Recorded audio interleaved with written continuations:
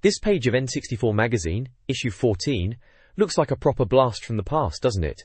Right on the front cover we've got the big N64 logo, and some colourful balls at the top. Proper classic design that is. Neek, neek. Looks like they're pushing Fighter's Destiny as the main feature. Fight your way to the top with our cracking guide. Alright mate, calm down. Then there's Diddy Kong Racing. Smash your time trial records. Yeah, we all tried that one, didn't we? They're also banging on about International Superstar Soccer. Level 5 hammered at home. Fa. Remember spending ages on that with your mates? Good times. Fa. Then there's a mention of Castlevania 64 with brilliant new shots, and they've got a little green arrow pointing to page 6, tempting you to have a look. Down in the corner, little screenshots for Banjo-Kazooie, NBA Courtside, Buck Bumble, and 1080 snowboarding, all pretty standard fare for the time. Over on the right, they're shouting about Turok 2 First Pictures, which was a big deal back then. Everyone was hyped for Turok. And 1080 snowboarding also gets an exclusive review. Below that, in a yellow box, world exclusive. It screams for Mystical Ninja starring Goemon, with a massive UK review inside. Goemon, that was a bit different, wasn't it? Certainly not your typical N64 game, a bit quirky. Overall, looks like your standard issue of the mag, covering all the big hitters and trying to get you excited about what's coming out. Priced at £2.95, which probably felt like a lot back then, but hey, it was for the official word on all things N64.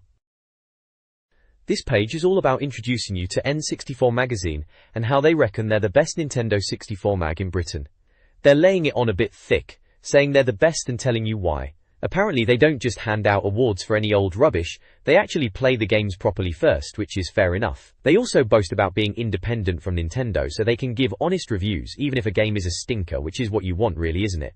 And because they get games early from Japan and America, they can review them sooner. They're keen to point out they focus on games you can actually buy in the UK, not just Japanese stuff most of us would never see. They've got correspondents all over the shop getting them news and claim they don't just copy rubbish from the internet, which back then was probably a bigger deal. Apparently the writers are proper Nintendo fans, so they reckon they know their stuff. Warringtoner, the editor, James Ashton, is waffling on about tidying his desk and finding an old snack classic editor stuff. He mentions they've been playing Mystical Ninja starring Goemon, that weird but kind of good action-adventure game with Goemon, before one of their writers, Tim, buggered off on holiday. He mentions a review of this game is in the mag. Then he bangs on about Snowboard Kids, which was renamed from Snowboard Kids. Clever stuff. And they finally got the spelling right. He also touches on the PAL conversion of games, which was always a bit of a pain back in the day if it wasn't done right. Then there's the Nintendo Pocket Camera, which was a bit of a novelty, and 1080 degrees snowboarding, which he seems quite hyped about, calling it a real showcase for the N64. Looks like a packed issue then if you were daft enough to buy it. Oh, and there are some cartoon characters from Snowboard Kids dotted around the page looking a bit manic. This page is the contents page of an N64 mag from April 98, issue 14 it says there. Right at the front we've got a big feature on Mystical Ninja starring Goemon. Remember that one? They're calling it the N64's first English RPG. Goemon himself is there with his pipe, saying hello and rabbiting on about chasing music hall impresarios. Sounds a bit bonkers to be honest. Then there's the N64 Arena section, reviewed, rated and completed it says, starting on page 32. Looks like they've been having a go at NBA Pro 98, wondering if it'll keep us busy while we wait for Nintendo's own basketball game. Then it's Snowboard Kids, claiming it's the coolest game in town, which might be a bit of a stretch, but it was alright for what it was. And NHL Breakaway 98, asking if it's a rival for Gretzky. Bit ambitious maybe. Looks like your standard ice hockey fare. Lastly there's Import Arena for the Japanese and American games, starting on page 54. They're checking out 1080 degrees snowboarding, saying the wait's over for it, and Nintendo's delivering the Snowboarding Fest to Japan. On time. Seems a bit over the top. And then there's Augusta Masters, which I'm guessing is some kind of golf game, probably American. So yeah, that's the rundown of this month's contents. This page of the N64 magazine contents is giving us a look at what's inside, like a little menu for the issue. Right at the front they're teasing a future look section, probably hinting at upcoming games. Can't wait to see what they reckon is on the horizon. They've got little boxes showing off some games. Castlevania 64 is mentioned, Dracula bashing from Konami. They reckon it's looking scary already, which, for the N64 back then, polygon monsters were considered scary, weren't they? Then there's Buck Bumble, oh to be a bee, and shoot things. Odd? Yeah, sounds a bit bonkers, but could be a laugh, who knows. NBA Courtside is there too. A sporting first from Nintendo and left field. Must be a basketball game, though I was more of a football or racing sort of bloke myself. Down the side it says N64 How-To, guides to help you through life apparently, starting on page 64, and there's Planet 64 inches also kicking off on page 6. Looks like regular features. News Center is on page 14, Nintendo in trendy fashion shocker, and Paul's plant, whatever that means. They've got some cover images of past magazines dotted around, showing off Mario and Zelda, the usual suspects. Coming soon. Section on page 18 mentions loads of N64 games coming, always good to hear, need to keep an eye out for the good ones. Tim from the mag has been chatting to the Shadowman developers, Iguana UK. Shadowman looked a bit moody and cool from the screenshots I've seen. Then there's a regulars bit, listing all the usual sections like tips extra for cheats and bits and bobs, Club 64, subscriptions, back issues, directory, and N64 Magazine issue 15. Sounds like the standard magazine stuff really. Warrington, scattered about are little blurbs for features inside. Get to grips with your pocket camera, on page 64, talking about the Game Boy camera and printer. Hours of fun apparently, though I'm not sure how much fun you could really have with that blocky thing. Smite all and sundry in Fighter's Destiny. On page 70, Hardman Jess has been practicing his moves. Ooh, he's tough. Fighter's Destiny was alright. A bit different with the scoring system, wasn't it? Warrington Null beat all your best time trial records in Diddy Kong Racing. On page 74, Diddy Kong Racing was a good kart racer, probably trying to take on Mario Kart, and give the computer a good hammering on level 5 of ISS 64, on page 80. ISS 64, yeah? Still a decent football game even a year after release, they say. Demaya. Right at the bottom, Raiders of the Lost Cart, on page 106. Where did all the games go? N64 Magazine has the answers. Sounds like a feature about game availability or something. And that's it really. Page 5, April 1998 issue, sets out what's in this edition of the mag. This page is all about future N64 games. It's a future look section from N64 Magazine.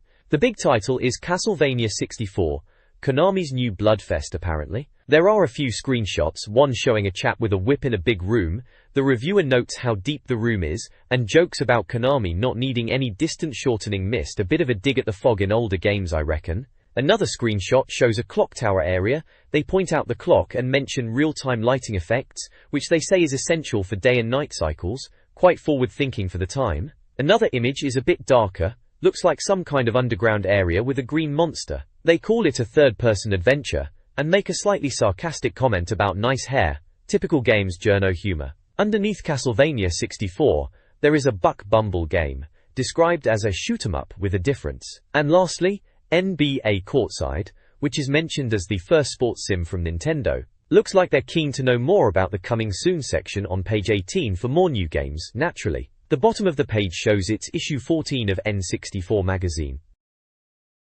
This page in the mag is having a look at Castlevania 64, whatever they're calling it these days, Dracula 3D, Legend of Dracula 64. Sounds like they can't make up their minds. Anyway, Konami's finally letting slip a bit about the characters we'll be playing as us. They're calling them Blood Brothers, which is a bit dramatic, isn't it? Warrant. We've got Schneider Belmont, the typical Belmont bloke, apparently good for beginners. Then there's Cornell Reinhardt, who can turn into a wolf bit werewolfy for Castlevania. In it, Carrie Eastfield is a young girl with magic. Sounds like the token easy character. And then there's Caller, a mystery man with a question mark, described as slow and strong with a chainsaw. A chainsaw in Castlevania? Right then, Gatekale. The article bangs on about it being Konami's big vampire game, and it's gonna be in 3D, unlike Symphony of the Night on the PlayStation, which was proper 2D. They're saying it's a radical departure from the SNES games. Well, duh, it's 3D on the N64, isn't it? They reckon it's like Goemon or Zelda in third person, which, yeah, I can see that. Warrington. Apparently, time passes in the game, going from daylight to night, which will affect how you play. Vampires being scared of daylight, who knew? They're also saying depending on who you choose, your path and ending will be different, which sounds alright, gives it a bit of replay value. And they're still teasing us saying more info is to be continued. Typical mags. Always dragging it out. They think it might be out early 99, so we'll see if it lives up to the hype, eh? Seems like they are really pushing this time thing as the big new feature for this Castlevania. Let's hope it's not just a gimmick and actually makes the game better. This page is all about Argonaut's new game for the N64 called BUCK.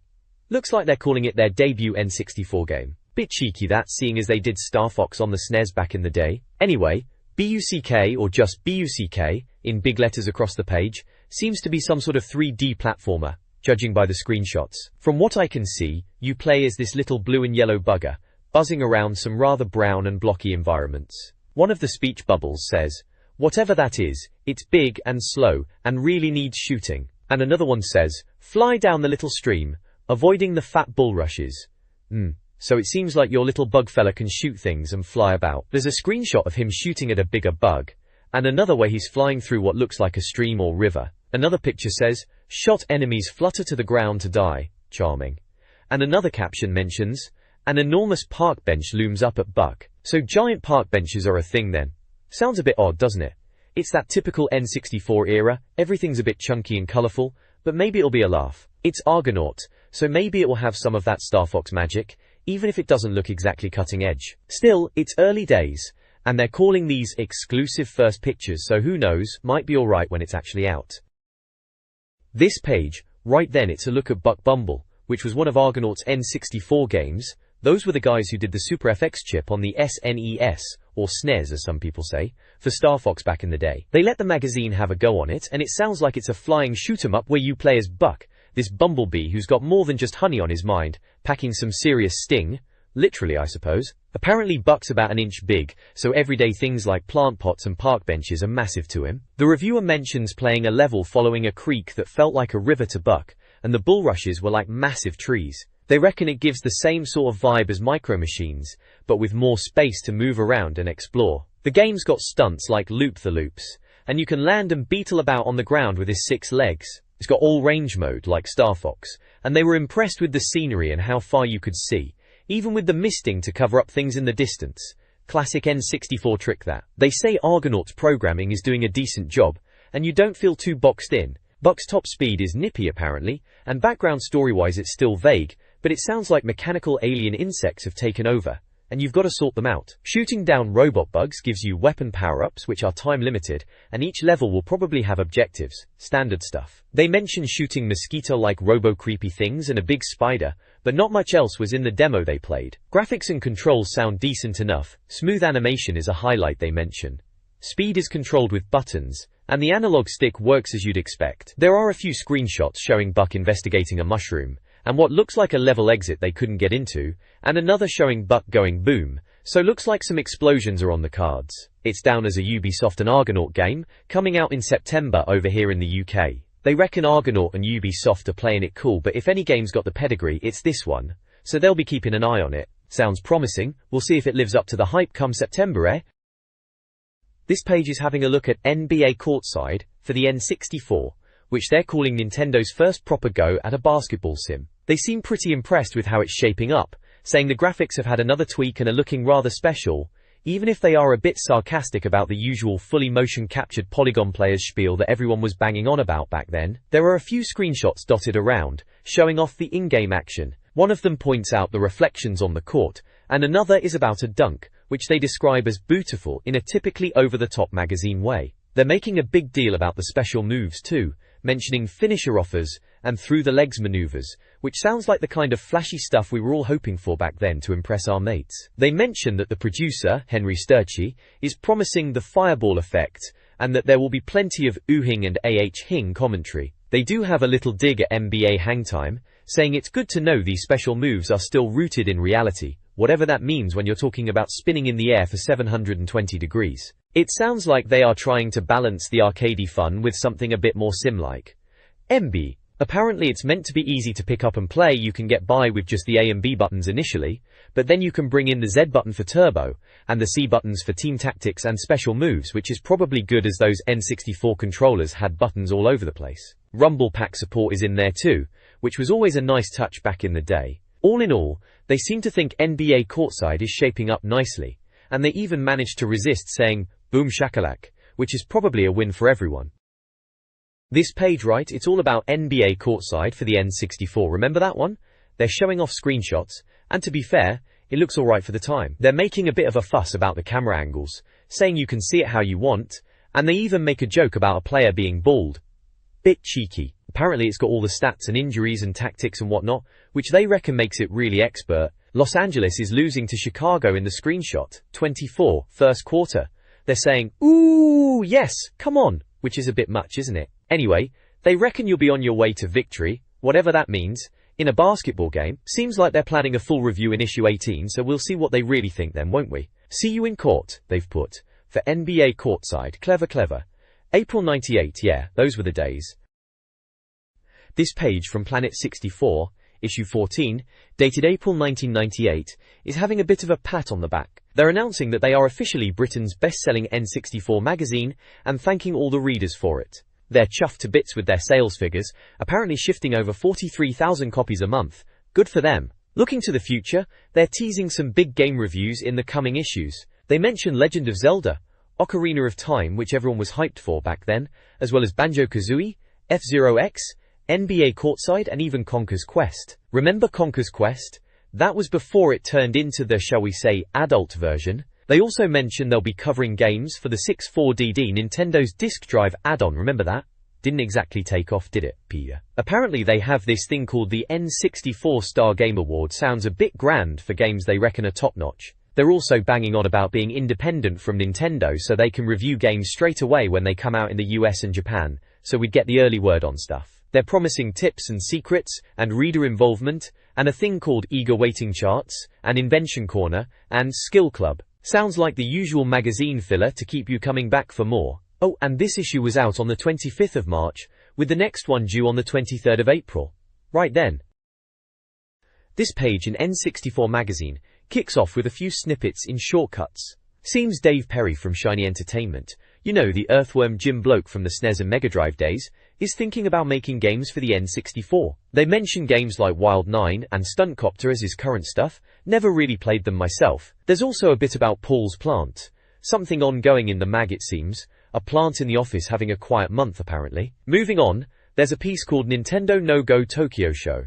Right, so Nintendo decided to give the Tokyo Spring Game Show a miss, sticking to their own events. The rest of the industry still turned up though. Apparently Konami were showing off Wrecker Kids, which they describe as graffiti kids, and it's a beat-em-up with 2D characters and colourful backgrounds. Looks a bit different to your average brawler from the screenshot, that's for sure. They've got Max Everingham going to Tokyo to report back in the next issue, and they're hoping for news from Capcom and Namco. Then there's When in Rome. Sounds a bit dramatic.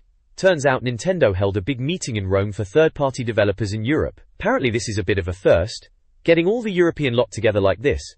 They usually just have meetings with their own studios and distributors. This time they invited loads of companies. They're rattling off names like Electronic Arts, Konami, Ubisoft, Ocean, Eidos/Core, BMG, Codemasters, Fox Interactive, ASC2 Entertainment, Hasbro and Gremlin. Quite a list.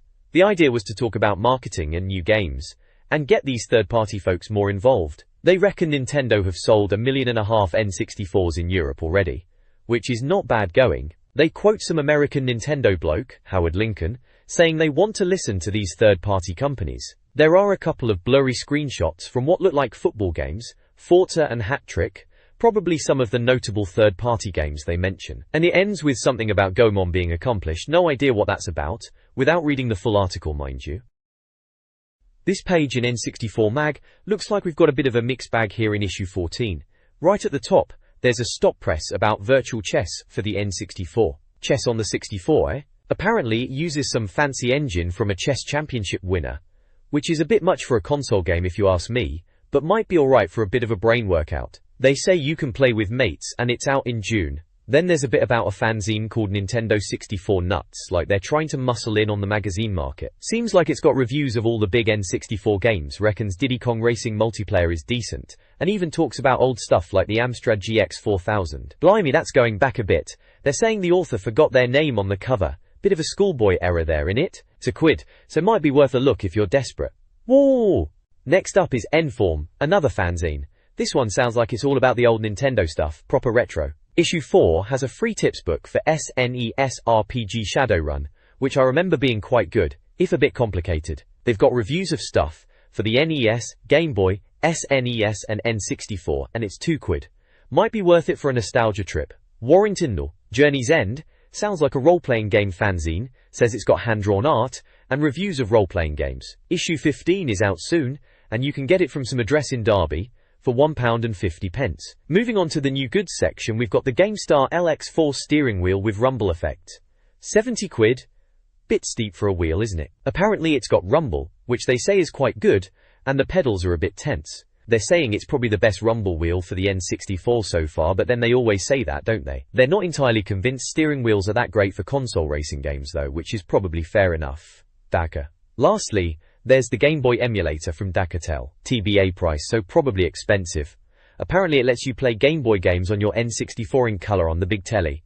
That's a bit of a novelty, I suppose. They say it's like the Super Game Boy for the SNES but on the 64. It's not even finished yet, but they're already excited about it. Says it's got cheats built in too. Game Boy on the N64. Never thought I'd see the day. This page in N64 Magazine has got a retro section called RETROWORLD with Jason Moore. It's all about old school Nintendo stuff, which is a bit of alright for a trip down memory lane. Call Volto. The main bit is about the Game & Watch Panorama series. They were these handheld games from donkeys years ago, and the article talks about how Nintendo released Donkey Kong Jr. and Mario's Cement Factory back in 1983. Apparently these panorama machines had color screens, which was a big deal back then.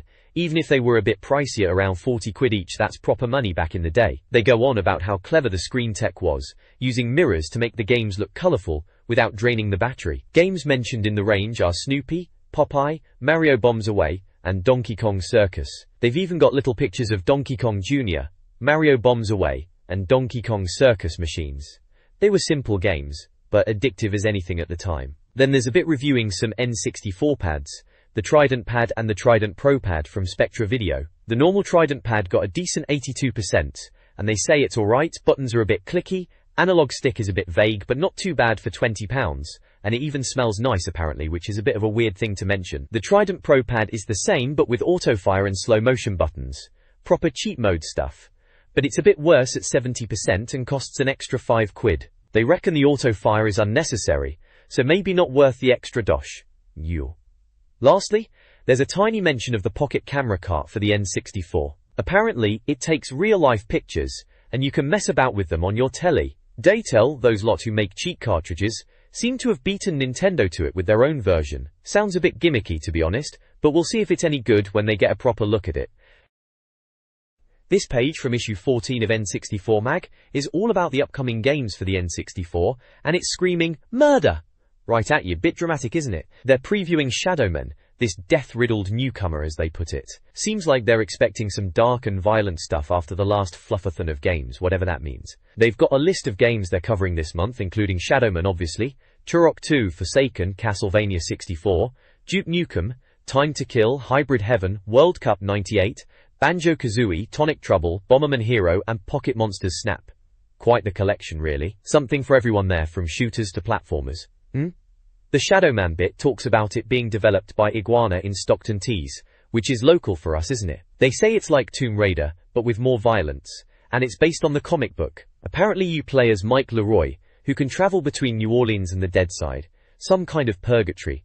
Sounds a bit grim, doesn't it? They mention he's got a gun, and will be spending his life with it in his hand. Cheerful. There are a few screenshots, looking a bit rough and ready as you'd expect for the time, showing Shadowman in action in some swampy-looking areas, and what they call the Dead Side, which they say is dark, dreary and disturbing, a bit like Trowbridge according to them. Cheeky sods. They reckon Iguana are thinking of giving Shadowman a vehicle, maybe a hearse. Dark humour there, eh? Looks like Shadowman is being hyped as a bit of a mature and violent game for the N64. Quite the thing back then when Nintendo was still seen as being for kids a lot of the time. This page in N64 Magazine is having a look at Shadowman, the latest game from Iguana UK. They've collared Guy Miller, the creative director, for a chat about it. Apparently they were sent a load of Shadowman comics, and thought, right, let's make a game then. It's definitely a move away from the usual Nintendo stuff, sounding much darker and more disturbing, a bit like their other game, Forsaken, that everyone's waiting for. Looking at the screenshots, you get the idea, some creepy interiors and bleak outdoor areas. They've had to take out some of the, shall we say, more adult bits from the PC version for the N64, so no naked people or animals running around, although they have a laugh about a crocodile not wearing pants. But don't worry, there's still plenty of blood, apparently, gallons of the red stuff. It's still in development, but they're aiming for a release this year, fingers crossed. They're using a Mario-esque engine, which is a bit of a surprise, but are going for a really immersive and quite scary experience with massive areas to explore. Sounds promising. This page is all about upcoming N64 games, and right in your face is Turok 2, Rock Hard, Or just rock hard actually, the title is a bit of a mess if you ask me. Anyway, it's got first picks plastered on it, so it must be a big deal. They reckon it's tougher than the first Turok, which was already a bit of a beast.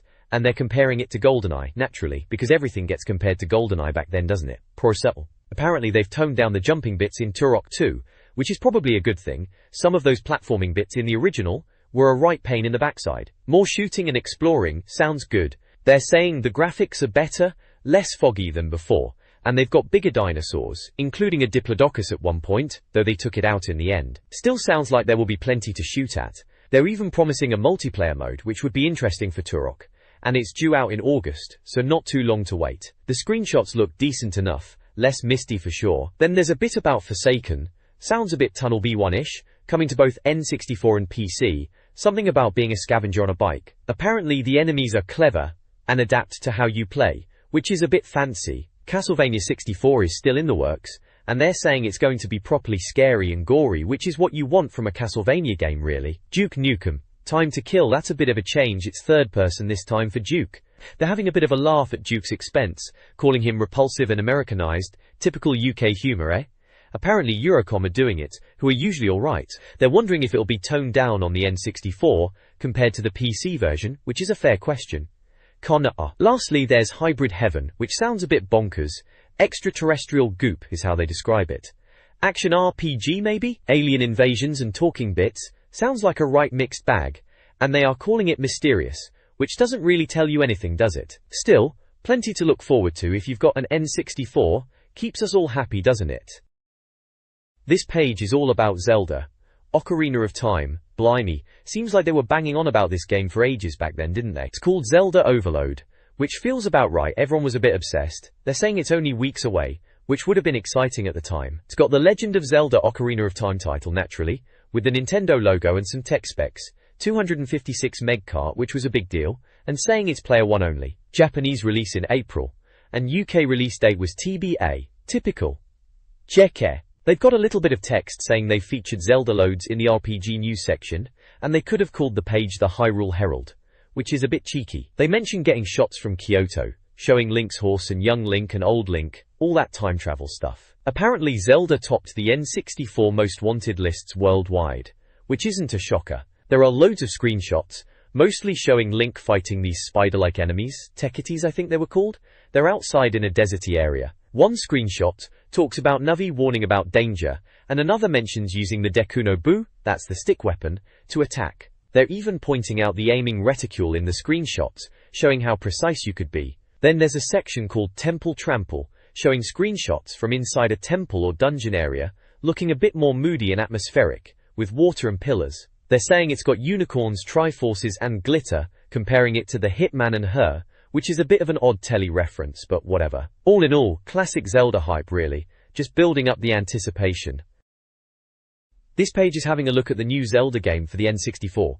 It's got a couple of bits here. First off there's Charlie Drake, which is all about Link's boomerang. They're showing how you use it, chucking it at enemies, and it comes right back. Obviously, it's Zelda after all, it's not going to be rubbish, is it? Then there's a bit about using the slingshot to take out those Armos Knight fellas, you know, the chess piece looking blighters, saying you can zoom in to aim, which was a bit of a novelty back then in 3D yut. Below that, there's a stroll in the village, and it's going on about the detail in the town, saying it's astonishing. To be fair, at the time, seeing those sorts of graphics on the telly was pretty impressive, especially compared to the PlayStation or the SNES, or SNES as some people still call it. They've even got a little bit of text pretending it's an estate agent selling a house in Hyrule, quaint cottage style semi-detached and all that, bit daft really. Seems like they're well into the new Zelda anyway, and rightly so I suppose.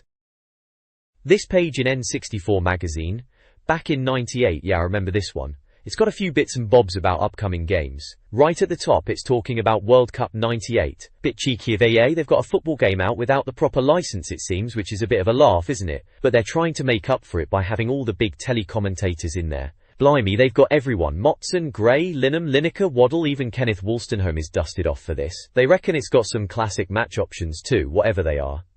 Then there's a section called Bearing Up, very witty about Banjo-Kazooie. More screenshots from Rare's Bear and Bird game. They're saying it's a bit different from Diddy Kong Racing thankfully, and you get to choose levels now. Apparently you're searching for entrances to different worlds, finding musical notes, and puzzle pieces, that sort of thing. Apparently it's not just collecting stuff though, there's something else you have to do.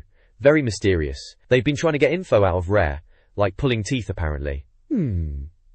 Lastly, at the bottom there's Tonic Trouble from Ubisoft. This is that 3D platformer with Ed, who looks a bit like Rayman without arms and legs. He's an alien who's caused a mess on Earth, and now he's got to clean it up. They are saying the characters react to how you play, which sounds fancy. Apparently there's going to be 10 worlds in this one. Not many screenshots of it in this issue, but they promise more next time. Looks a bit odd, mind. This page in N64 Magazine, right, we're having a look at Bomberman Hero. It's the follow-up to Bomberman 64 and seems like Hudson are trying to fix what went wrong with the last one, which is a tall order to be fair. They're saying it'll be more like Mario, with the camera closer and more adventure bits and bobs. Bomberman will be getting some new skills too, like snowboarding and turning into a submarine, and even a rocket. Mental. Apparently the levels are less linear now, with multiple paths to finish each world, which sounds alright. They're promising better graphics and explosions, and they're tweaking the multiplayer, which was a bit rubbish in the first one. We'll see if it's any good when it comes out. Torquay. Then there's a bit on Pocket Monsters Snap for the 64DD, that disk drive thing for the N64. It's all about taking photos of Pokemon, which sounds a bit odd, doesn't it? Like, what's the point exactly? Are we supposed to be wildlife photographers in a Pokemon park? It's out in June apparently, so we'll find out then if it's any good, though I'm not holding my breath to be honest. And in the ear to the ground section, there's some news and rumours. Innerloop, those Norwegian developers, are doing 2 games for the N64, and they won't be flight sims apparently. One's an extreme sports game, and the other is a 3D adventure. Intriguing. ISS2 is coming soon. They're banging on about 48 teams, loads of tactics, better animation, and Tony Hubba Gubba doing the commentary. Sounds like more football then. Unreal is coming to the N64, which is a surprise. They reckon Quake and Turok 2 will be battling it out with GoldenEye. Big claims there. Rare are working on loads. 8 projects in total, including Banjo-Kazooie, Conker's Quest, something called Ultra Donkey Kong, and GoldenEye engine game. Plus we know about the Diddy Kong Racing sequel, so they're busy as bees, aren't they? Ocean are bringing out 3 more games this year: SimCity 2000, Puma Street Soccer with Maradona endorsing it, and a Looney Tunes game with Taz, sounds like a racing game to rival DKR, and Mario Kart 64, we'll see about that. None of them have release dates yet though. This page of N64 Magazine is a bit of a snapshot of what was on our minds back in the day, wasn't it? Right then, looks like Nintendo Japan were launching their own magazine, Nintendo Power. Apparently, it was all about the 64DD, that disk drive thing for the Nintendo 64 that we heard about but didn't really see much of over here, did we? This mag was full of 64DD stuff. Features, interviews, that sort of thing. They even called their first issue Volume 0. A bit pretentious if you ask me, but there you go. War. And then there's Pikachu getting his own little gadget, the Pocket Pikachu. A bit like a Tamagotchi, but Pikachu themed. They were saying it's a communication game, and that Pikachu would grow up with you as you walked around. Sounds a bit daft now, doesn't it? Imagine walking around with a yellow plastic egg on your belt, just to make Pikachu happy. Still, anything with Pikachu on it was bound to sell back then. Roo! Woof me!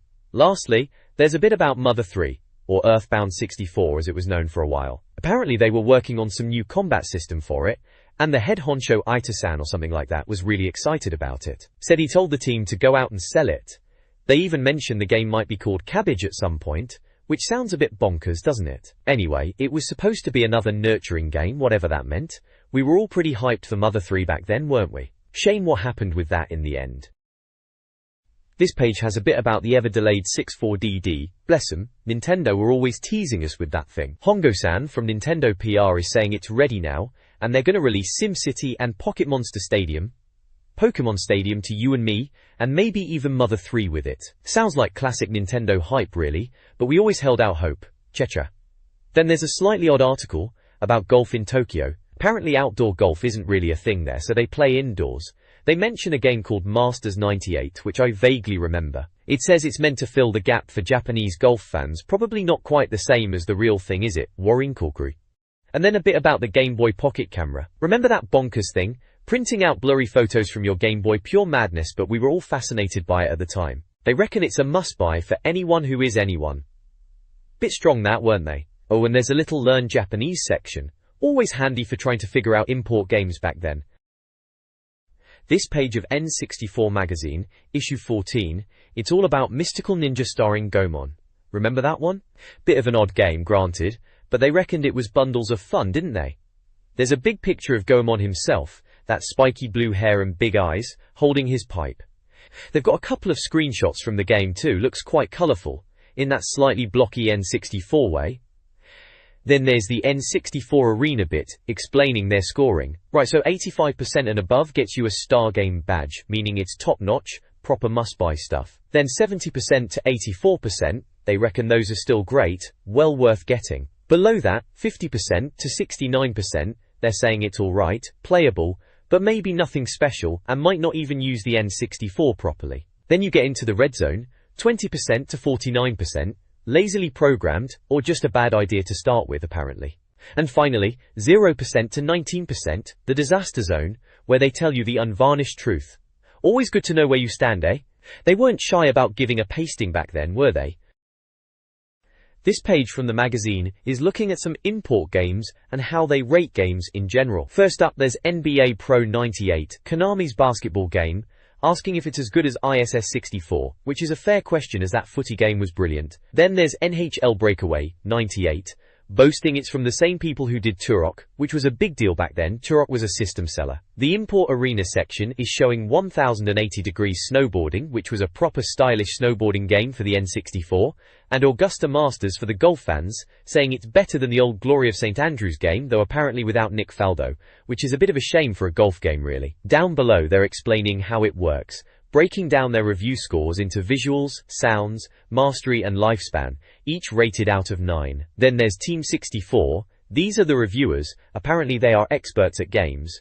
James Ashton reckons 1080 degrees is Game of the Month, saying it's a draining experience, which sounds a bit intense, but he liked it. Will Overton, in a funny quote, is playing Mystical Ninja, and seems to be rambling a bit but also calls it Game of the Month. Paul Jarrell also liked 1080 degrees, saying it's Game of the Month as well. Jess Bickham, mentioning Aqua in his quote which is a bit dated now, is into Fighter's Destiny, calling that Game of the Month. And lastly, Andrea Ball picked Snowboard Kids, another Game of the Month, so seems like everyone loved everything that month. They've also got an also starring section with names James Price, Dean Mortlock, and Dan Nowell, joking about who they could be if they weren't reviewers. Overall, it's a typical page laying out some of the latest games, and what the reviewers thought, with a bit of personality thrown in.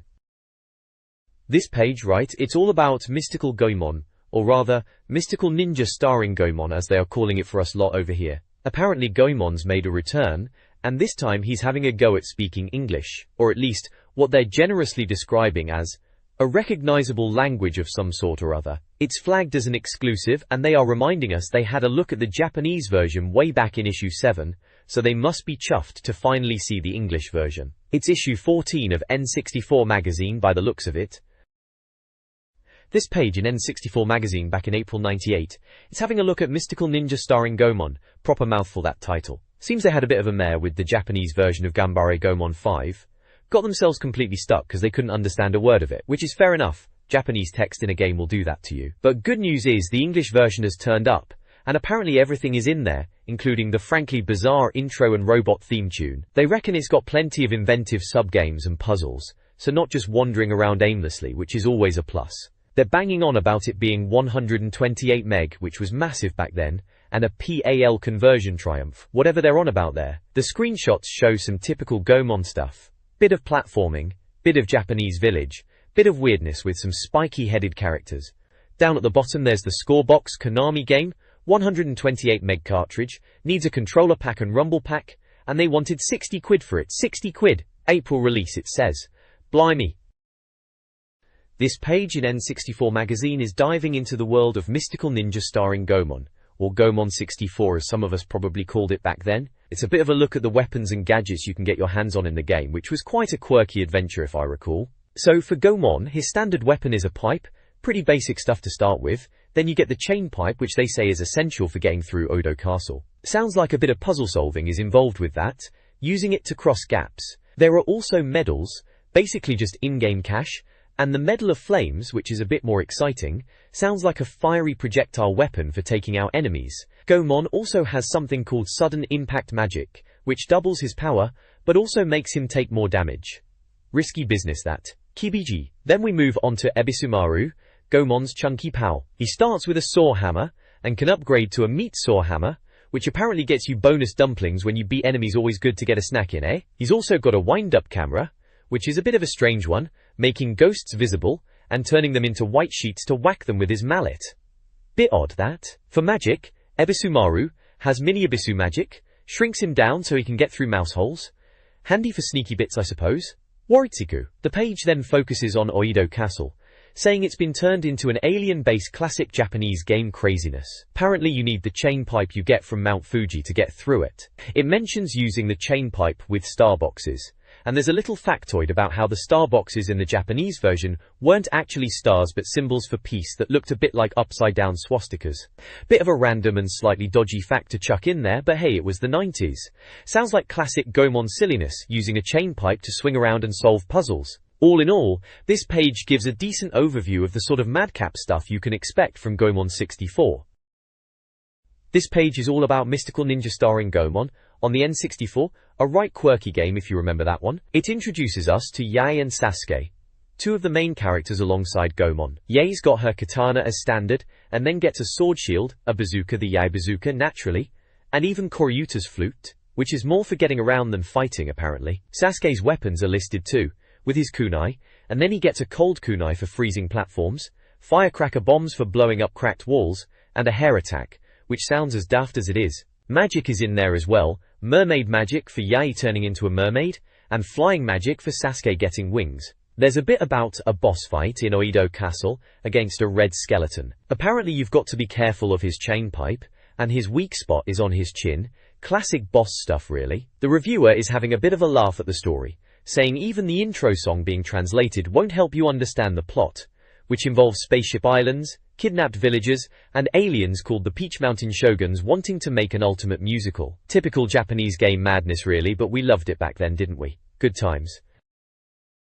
This page from the mag is having a look at Goemon's great adventure on the N64, specifically the big robot battles with Impact. It mentions that to get around the map quicker you can call Koryuta by playing the old flute, which sounds about right for a Goemon game. The main focus is on the boss fight against this enemy robot called Kashiwagi, a wartime kabuki robot apparently. They reckon it takes some potting down, and they are right, they always were a bit of a challenge, those Goemon robot fights. It talks about different moves you can do with Impact, combining buttons and using the chain arm to reel Kashiwagi in. They point out things to watch out for in the fight, like missiles, bombs and a hologram. They compare destroying buildings in the game to Blast Corps, but with a scary-faced loon, which is a bit harsh on Goemon, isn't it? They also say you need to time your jumps in advance because Impact is slow, and to stick to the lower buildings.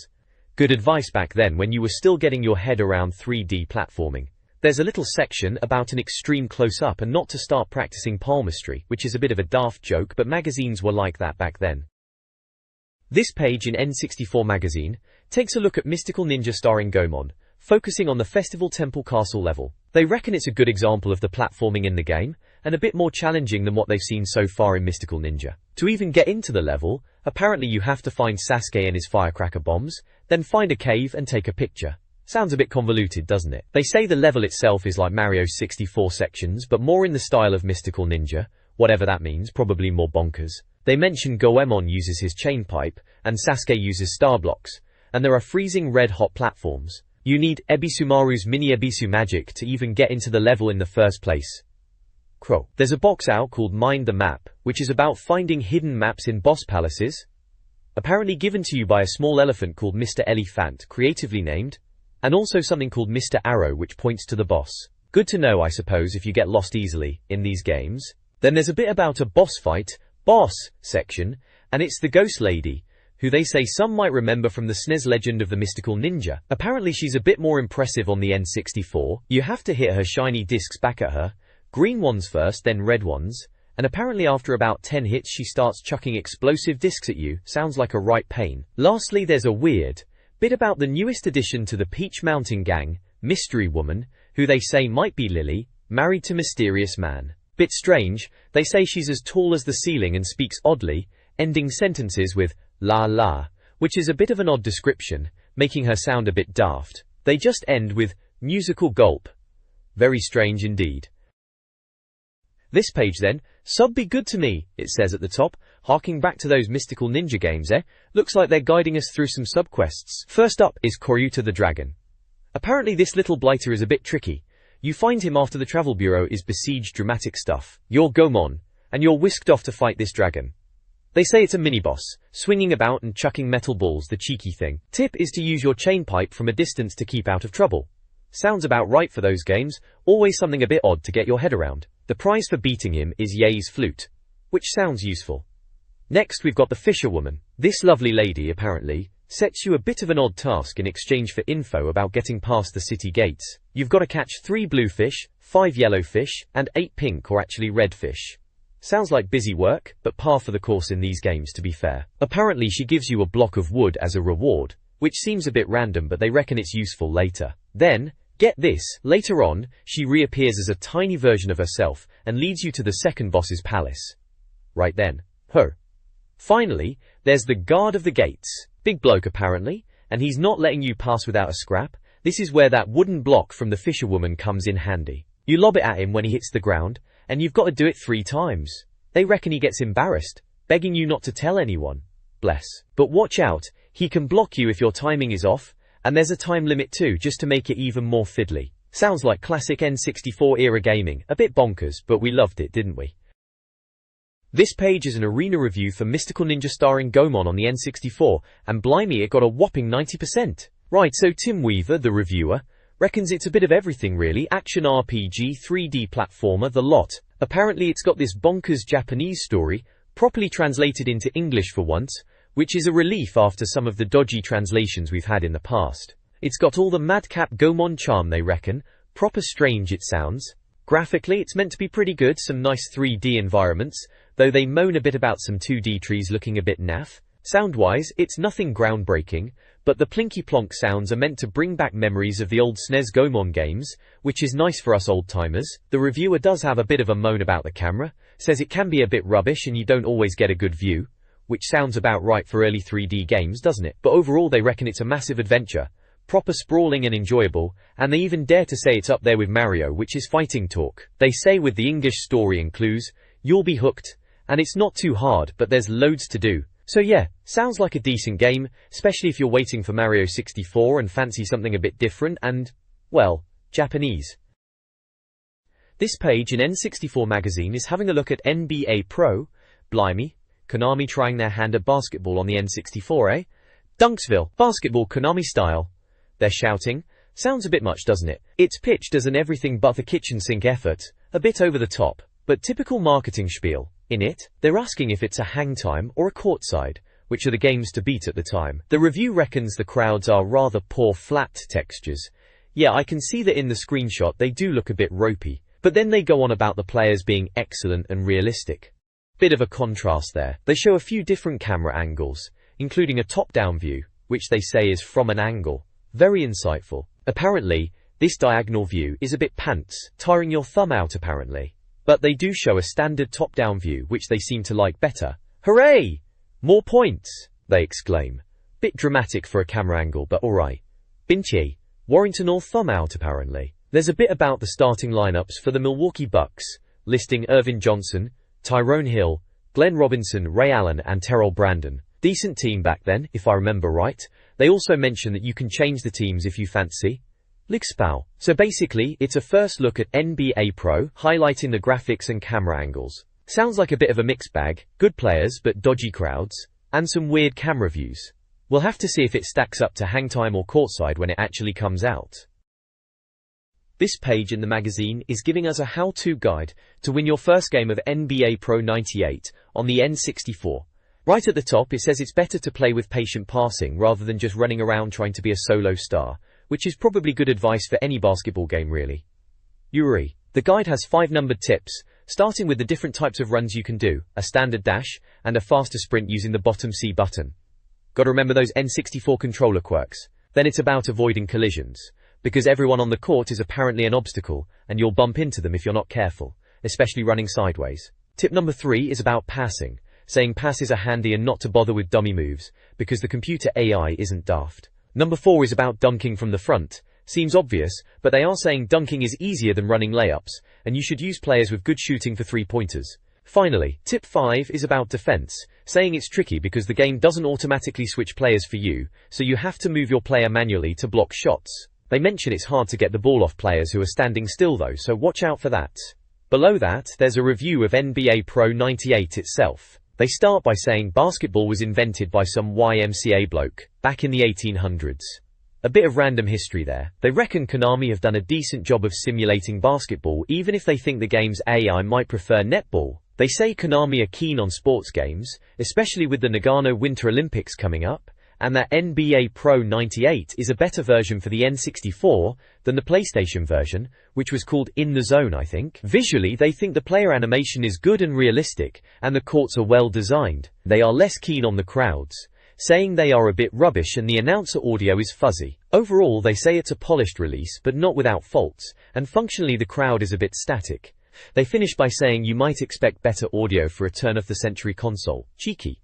And there's a little comment at the end about the crowds being a bit dumb, which is a bit harsh maybe, but typical magazine review sarcasm back then. The game was 55 quid, a fair bit of pocket money in '98. This page is a review of NBA Pro 98 for the N64. It's got a how-to section at the top, which is a bit of a giggle really, explaining to us casual basketball fans that you can turn off rules like shot clocks and traveling, as if we didn't know that was an option in these games. They make it sound like some kind of revelation, saying it's not cheating and all that. Right then, Tiden, Jutu. The review itself is broken down into sections. Good vibrations. Talks about the Rumble Pack, remember those?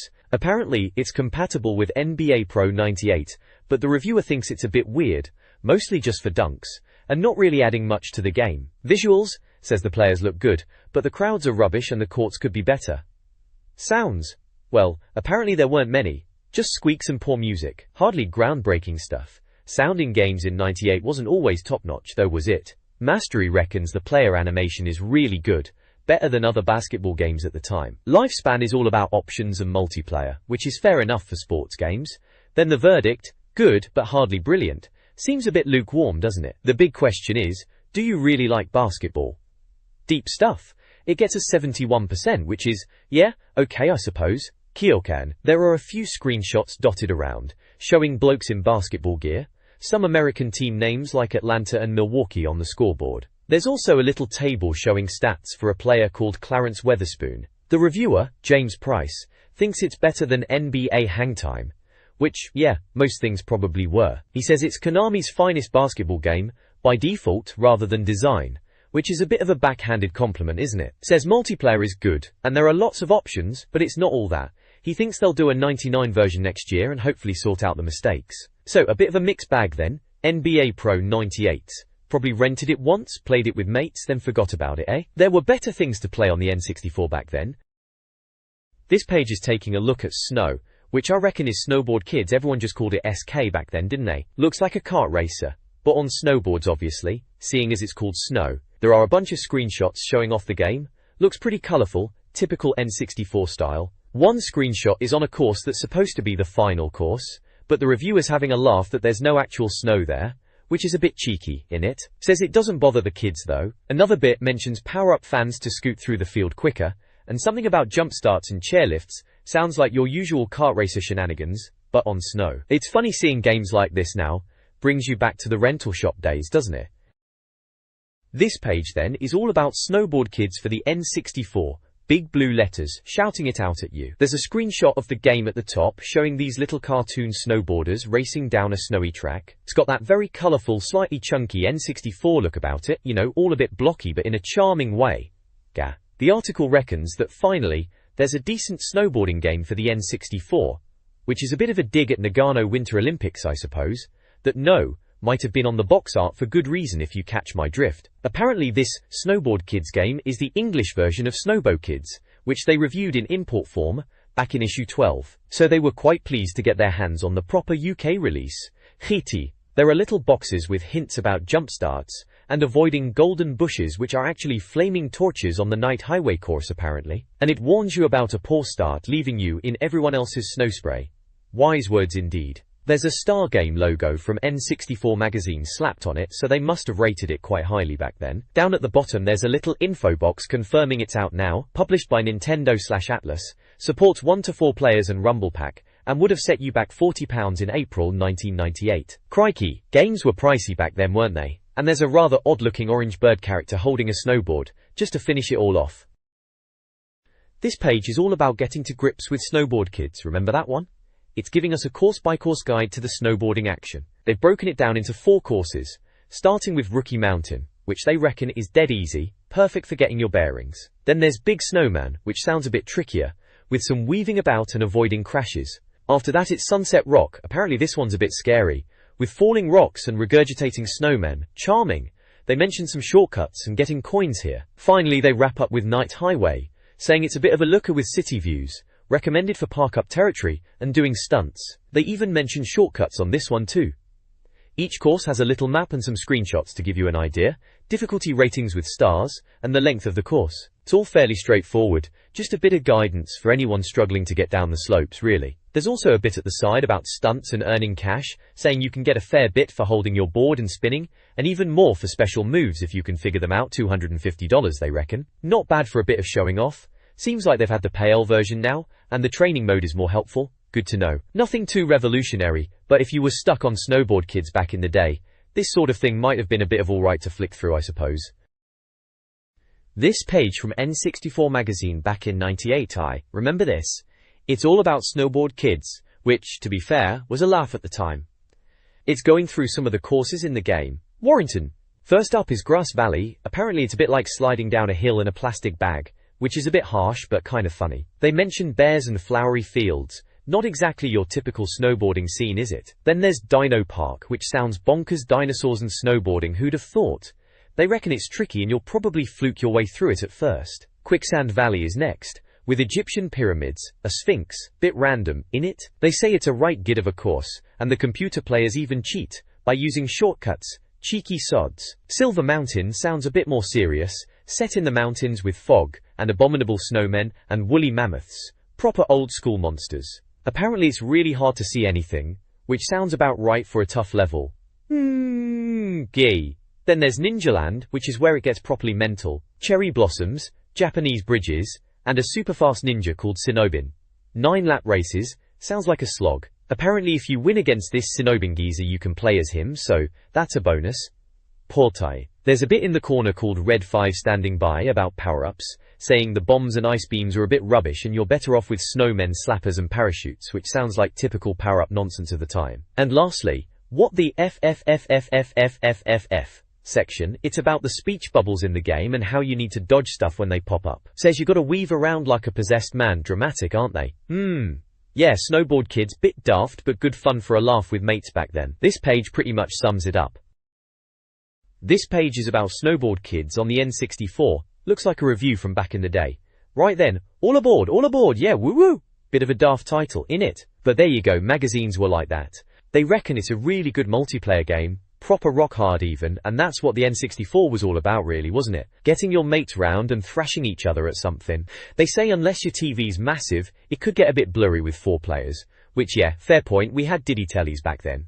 Undo. They mention the power-ups are good and keep it close racing. A bit like Mario Kart or Diddy Kong Racing, making sure the person in last place gets a chance to catch up. They reckon every race is tense right to the finish, which sounds good. There's a little box complaining about the lack of a course map, calling it a bit dull, and saying a map would have been better, which is a fair cop. Then there's a bit about the graphics, saying it's not about fancy frame rates but more about the gameplay and aggression. They say it's about barging other players and making them look large, whatever that means. They also mention there are skill games, one where you try to beat course records by hitting speed boosts, and another where you shoot snowmen with a cannon, comparing it to the biathlon in the Olympics, and those old winter games on the Commodore 64. They seem to like these skill games more than the stunt mode, which they reckon brings the game down a bit. There's also a bit about the courses needing you to use ski lifts, making you do 2 laps and think about your position, which sounds a bit different. Oh, and they have a little moan about blue power-ups and gold coins in the game, and also a comparison to the banana injustice in Mario Kart, saying if you're winning you get rubbish items as a reward, a bit like getting a banana when you're already miles ahead in Mario Kart. Haha, yeah, I remember that alright, haha. Overall, they seem to rate Snowboard Kids, especially for multiplayer, saying it's all about close competition and good fun, which is what you wanted back then, wasn't it? Just a laugh with your mates on the N64. The next page here has got a review of Snowboard Kids on the N64. It's shouting about a hidden track called Ninjaland, and some ninja character you can unlock named Sinobin. Apparently, this Sinobin can snowboard on some crazy stuff, like a carpet or even a ninja sword, alongside the usual snowboard. The magazine calls it Way of the Mystical Ninja. Which is a bit much, isn't it? They've got screenshots showing the game in action, looks like your typical cartoon racer, bright colors and all that. One picture is of a sphinx, another one looks like it's set in Japan or somewhere with cherry blossom and paper lanterns, or sheep on strings, according to someone called Andrea, which is a bit of a weird comment. There's a section called Do the Hustle, complaining about waiting for the ski lift at the end of each lap. Typical gamer moan, isn't it? They're saying it can be annoying but also good for getting your breath back. Bit dramatic, seems like they're trying to find something to moan about. The review breaks it down with star ratings for speed, cornering and tricks, and gives it marks out of 10 for visuals, sounds, mastery and lifespan. Visuals get a 7, sounds, mastery and lifespan get an 8 each. Not bad scores overall. They reckon the sounds are like 80s John Hughes films, whatever that means, and mastery is tough because of the CPU races. Lifespan is decent too. The verdict at the bottom is Mario Kart on Ice. Sums it up really, doesn't it? They say it's a bit rough technically, but still loads of fun. Gives it an 86% in the end. They're also teasing a guide for stunts and multiplayer in next month's mag, so they must think it's got some legs. They are defending it against criticisms, like not enough tracks, saying people just haven't unlocked everything, or played multiplayer. Sounds like a decent enough kart racer with snowboards then. Bit late to the party though, with Mario Kart already being out for ages, isn't it? This page is about a new ice hockey game for the N64, called NHL Breakaway 98, from Acclaim. It seems the magazine is wondering if this game can compete with Wayne Gretzky's 3D hockey, which was a pretty decent game back in the day. They're saying winter is almost over, and with the Olympics a distant memory, maybe this game can keep the winter sports vibe going. Or if it's just skating on thin ice, a bit of a pun there. They've got a little info box showing it's out now in the UK, costs 60 quid, needs 128 megs, and works with the controller pack and rumble pack. Looking at the screenshots, it's certainly attempting to look the part, with these 3D graphics they were raving about on the N64. One of the comments under a screenshot says, "It all looks very impressive from this angle, but just try actually playing it." So already they're hinting that maybe it's not all about the looks. Another comment mentions the player lineup for the national anthem, saying 10 men strong and true, talking about the player models I suppose. Then there's something about a red trace behind the puck, which they say is good for following the action, probably a helpful gameplay feature. The main text starts by talking about EA Hockey on the Mega Drive, and how ice hockey games became surprisingly popular, even in Blighty. They mention Wayne Gretzky's 3D hockey again, saying it was one of the best ice hockey games, and suited the N64 well, because of the analog stick and motion capture. They're wondering if NHL Breakaway can beat it. They're also asking about multiplayer, and what icing is all about. There are more screenshots showing team selection with Anaheim Ducks against Detroit Red Wings, and one showing face-offs won. Another little comment box says, and there's the team emblem on the halfway line. Impressive attention to detail. But then, right after that, a sarcastic one. Isn't that the bloke from the 13th floor in the background? Hide the cutlery. Dang, sounds like someone's not too impressed with the background details maybe being a bit dodgy. It looks like they are having a bit of a laugh at the game but are still interested in seeing if it's any good. This page is talking about NHL Breakaway 98 for the N64, in a section called N64 Arena. It's having a bit of a laugh about the fighting in the game. Under the title, Fight! Fight! The reviewer is saying, tongue-in-cheek, that no ice hockey game is complete without a bit of aggro and sticking your opponent on the ice. They've got a numbered guide to starting a fight, and what happens, like suggesting you might have started it deliberately or it could have been an accidental clash. It says you'll need to hammer the C buttons to get an edge, and hopefully floor your opponent before they get the chance to do it to you. Apparently if you do win a fight you might have knocked your opponent's teeth down to their colon, which is a bit much, isn't it? But the point is, if you get caught fighting, both players get sent to the sin bin for up to 5 minutes, so it's a bit of risk versus reward. There's also a bit about the shootout mode for practicing your shots, comparing it to penalty shootouts in football, and how you get 15 seconds to take a shot. And they mention adjustable goalies, being a nice feature where you can change how good the goalies are, with settings like easy, medium and hard, to suit your skill level, and if you want to practice scoring, it reckons easy is good for beginners, and hard is for when you're a pro. Seems pretty standard stuff for a hockey game back then, really. This page in N64 Magazine, issue 14, takes a look at NHL Breakaway 98. Right then, another sports game. Apparently the multiplayer is where it's at for this one, which is fair enough for a bit of a laugh with your mates back in the day. They mention it's easy to pick up and play with up to 4 people, so that's a bonus. Gidja. Looking at the screenshots, the graphics are, well, as they say themselves, okay, but definitely nothing special. They're going on about motion capture, which was the buzzword at the time, and saying it's smooth, which is good, I suppose. It's no GoldenEye or Mario Kart though, is it? They reckon it falls neatly into the average bracket of sports games, which is a polite way of saying it's a bit middle of the road. They mention scoring is tricky until you find the soft spots, so expect a low scoreline until you get the hang of it. And apparently, unless you're a proper ice hockey nut, the team logos won't mean a thing to you, which is probably true for most of us in Blighty. They have a little dig at the player faces too, saying they're a bit rough, and make some comparison to Phil Collins for some reason. Bit harsh on Phil maybe? All in all, it sounds like a perfectly decent hockey game, nothing to write home about, but if you were desperate for some N64 ice hockey action back then, it would probably do the job. They seem to be saying it's alright, just don't expect it to blow your socks off. This page is a bit of a retro blast from the past, isn't it? It's from N64 Magazine back in April '98, and it's all about NHL Breakaway '98 for the N64. Seems like they're giving some peachy tips for the game, aimed at folks new to ice hockey games. They're talking about using the computer-controlled players to your advantage at first, and how scoring is easiest if you just charge straight at the goalie, and then swerve a bit, classic stuff. There's a bit on face-offs and referee settings, suggesting you set the ref to lenient to avoid too many penalties, which sounds about right for arcade hockey. They even talk about the puck detail, mentioning the tracing and glow effect, comparing it to Gretzky's 3D hockey. That was the benchmark back then, wasn't it? The review boxes down the sides score it on visuals, sounds, mastery, and lifespan. They reckon the visuals are okay, 64-bit detail, but nothing amazing compared to a 32-bit game. Sounds are just organ noises and basic goal samples. Mastery is low, meaning it's pretty simple to pick up, and lifespan is decent with plenty of game options. Doringer. Doringer. Doringer. Doringer. Doringer. Doringer. NHL Breakaway '98 is just a painfully average game, and it gets a score of 62%. Ouch. Harsh, but probably fair enough looking back. It was alright, but maybe not setting the world on fire like they hoped. Games were coming thick and fast on the N64 in '98, so average probably just wasn't good enough. There are a few screenshots dotted around showing the in-game action, looking a bit blocky now, but hey, it was the '90s. Seems like one screenshot shows a player called Robbie Ty doing well, and another with someone called Dave Reed, injured, fractured jaw, out for 3 days. Wonder if Mr. Reed must be made of strong stuff. All part of the rough and tumble of digital ice hockey, I suppose.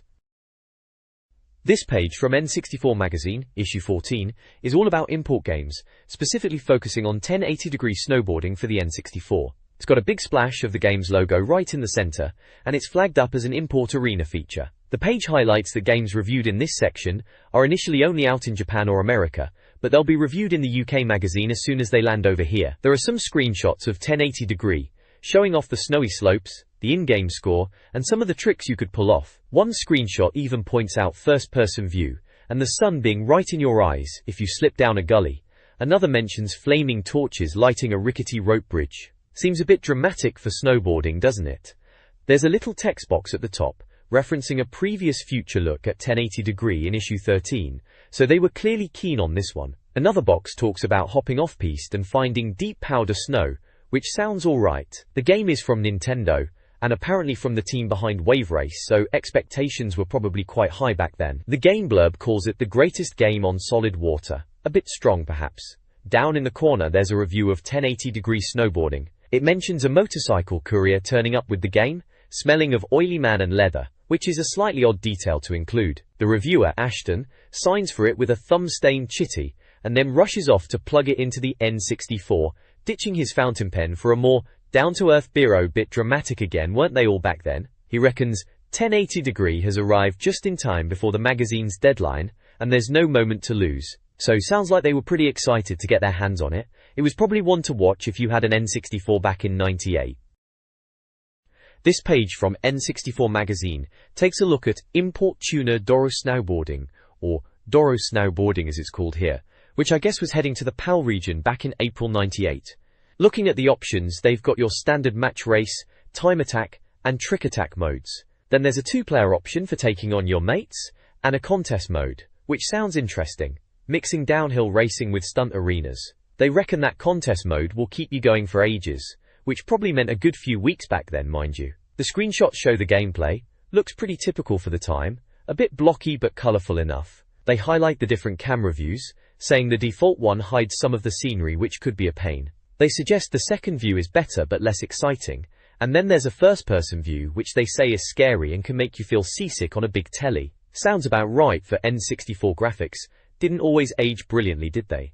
No. There's also a training mode, which is always handy, especially if you were trying to pull off those 1080 tricks, which they admit are nigh on impossible. Bit of a tease then. Overall, it sounds like they thought it was a decent game, mentioning the match mode and trick attack specifically as being good. Probably worth a rent from Blockbusters back in the day if you were into your snowboarding games.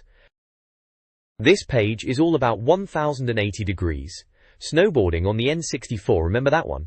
It's got breakdowns for two courses, Crystal Lake and Crystal Peak. Crystal Lake is described as not an easy intro to the 1080. Apparently the first straight has these monster bumps that will mess you up, even if you think you're a pro. Then it mentions a barrel-quaking shortcut over a log cabin roof. Sounds a bit dodgy, doesn't it? And loads of ramps for stunts at the end. Classic. Crystal Peak sounds a bit different. Same last section as Crystal Lake, but with snow showers instead of lens flares, whatever that means. The reviewer is banging on about blue sheet ice and how your board rattles and ice flies up. Sounds a bit dramatic, doesn't it? They say if you get it exactly right, it's great, but otherwise it's going to hurt. There are screenshots dotted around showing the courses and little captions, like, to get a jump start, wait until the one is about to turn to go, and another one about misting to cover up pop-up, whatever that is. And one that just says, get it wrong here, and it hurts. Next to a snowboarder wiping out. Helpful. Towards the bottom there's a picture of some bloke on a snowboard who's supposed to be called Ricky Winterbourne from Canada, saying he's more of a technique and stuntman, and reckons this game is good for practicing stunts. He also says he hasn't got a nice parka, bless him. So yeah, just a typical look at 1080 degrees snowboarding really, back when we were all trying to master those N64 controls. This page here in Import Arena is having a look at 1080 degrees snowboarding for the N64. They've got breakdowns of two courses, Golden Forest and Mountain Village. Warrington Norwich here in musical gording. Golden Forest sounds like a bit of alright. They're calling it beautiful and less bumpy. Reckon the snow's the best ever, and the sound's amazing. Bit much maybe. They're giving tips like keeping your nose up to land jumps, and there's something about deep snow being oh-hees, a bit weird but alright. Mountain Village sounds more interesting, with weather changes and villages. They mention a barn door jump and overhanging rocks as problems, and a tunnel with loads of routes to find the fastest one. Apparently you can't go in the chalet for schnapps, so that's a shame. There's also introductions to characters, Akari Hayami, who reckons she's the fastest, and Kensuke Kimachi, who's a balanced character, and strong for contest mode. Seems like a decent enough look at the game, bit enthusiastic as always, but that's magazines for you back then. The next page here is all about 1080 snowboarding, remember that one? Yeah, pretty decent snowboarding game on the 64. This article's breaking down a couple of levels, Dragon Cave and Deadly Fall. Dragon Cave, they reckon it's a bit of a departure from the usual sim-style gameplay. Apparently it's got purple lighting, and rope bridges, even flaming torches. Sounds a bit bonkers really, not very realistic snow. They're saying there are loads of different ways to go, so it's all about remembering the track and being good at the game, which is kind of the point, in it? Then there's Deadly Fall. Ooh, sounds ominous. They're not kidding, apparently it's properly hard. Expect to be seeing the St. John's ambulance a lot. That's their way of saying you'll be crashing loads. It's described as a wide open race course, more about weaving through rocks and moguls.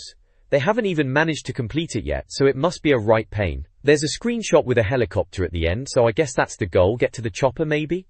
Mel. And at the bottom there's a bit with this snowboarder called Dion Blaster. He's saying hi y'all, so he's obviously American, likes baggy clothes and reckons corners are a problem for him, which isn't ideal for a snowboarding game, is it? Ah well, those were the days.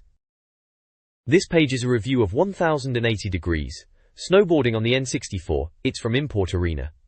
Right then, snowboarding games. Remember when they were all the rage? This one's getting a decent 89% verdict. So the reviewer, James Ashton, starts off a bit sarcastic about snowboarding itself, comparing it unfavorably to skiing as a more elegant way to fall down a hill. Cheeky. He admits it's cool though, especially after Snowboard Kids showed how good analog control could be for the genre. Apparently, the controls in 1080 degrees are the standout feature, with the analog stick being key for steering and tricks. He talks about diagonal pulls for steering, and getting perpendicular to the slope to slow down sounds a bit fiddly, doesn't it? He mentions Z and B buttons for activating border go, and A for jumping, and that the B button is instrumental for stunts. He also talks about different camera angles in replays, which was quite snazzy back then. There's a section about boards being based on Lamar designs from 1999, Bit forward thinking for April 98. You could choose your border and stance too, regular or goofy. The review is broken down into categories. Visuals get 8, technically brilliant but all white, and lacks the jaw drop of Wave Race. Sounds also get 8, brilliant effects but music that could induce suicide, bit harsh. Mastery is 8, looks great, but where are the other races and the 4-player mode? Lifespan gets a 9, very difficult to master, a game that will last months. The final verdict is, we admire it for its brilliance, but somehow we don't love it yet. Fair enough. Warranty. There's a little thing about accessibility saying you can switch to English in the options, and a bit of game dialogue. Way hey, look at me mum. Whoops. Ow, that hurt actually. And, hello, Rob Hayward here. I'm your British representative, but to be honest I prefer a good game of pool. It's nippy out, wrap up, warm. Bit random, innit? War. Overall it sounds like 1080 degrees. Snowboarding is a technically impressive game, with good controls and depth, but maybe a bit too serious and lacking some of the fun factor compared to other games at the time, like maybe Mario Kart or Diddy Kong Racing that are mentioned briefly. Still, 89% is a good score, must have been worth a look for N64 owners back then. This page in N64 Magazine has a review for Augusta Masters on the N64. Right at the top, there's a bit of fun with a spot the ball competition where you can win office games, cabinet contents, whatever they are. Sounds intriguing for office banter. The review itself is for Augusta Masters, and it's not exactly glowing. They are marking it down on various points like accessibility, saying it's easy to play but not necessarily enjoyable, which is a bit of a backhanded compliment, isn't it? Visually, they reckon it's universally poor with dodgy digitized players. We were seeing better visuals even back then on other consoles, I reckon. The sounds get a bit of stick too, cheesy music and Japanese commentators apparently mocking your game. Mastery is called a poor conversion, relying on visuals but failing, and lifespan is deemed not satisfying for long with multiplayer. The verdict is pretty damning, a 47% score, and they call it a poor conversion of a dated design. Ouch. There's a table showing it's out now in Japan and unlikely in the UK, which was often the case with these import titles. They mention it's 128 megs, which was quite chunky for N64 cartridges, and for 14 players. There are screenshots from the game, polygon clips pop up on uninspiring courses, and the ball is deformed, which isn't great for a golf game, is it? The reviewer, James Price, ends by saying, "Don't waste your 60 quid on this game." Seems like a bit of a stinker then, probably one to avoid. This page is all about the Game Boy Pocket camera and printer. Blimey, remember that thing? It's got a big picture of the printer in the middle, you know, the weird thermal one that burnt the images onto that thin paper. And there's a little cartoony robot fella next to it with a P on his chest, looking all excited about printing pictures, bless him. It's from N64 Magazine, issue 14, so yeah, back in 98 when this stuff was kinda cool. Pocket camera. It was a laugh, wasn't it? Terrible quality pictures, but hey, it was on your Game Boy. Proper futuristic at the time, or so we thought. Good for a bit of daft fun, printing out your mates' mugs in black and white. This page in the magazine is all about the Game Boy Pocket camera and printer.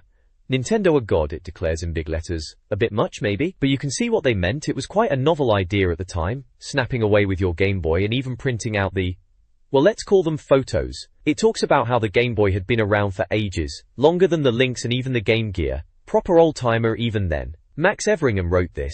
Seems like they were a bit doubtful at first, but admit it works quite well and is a bit of fun.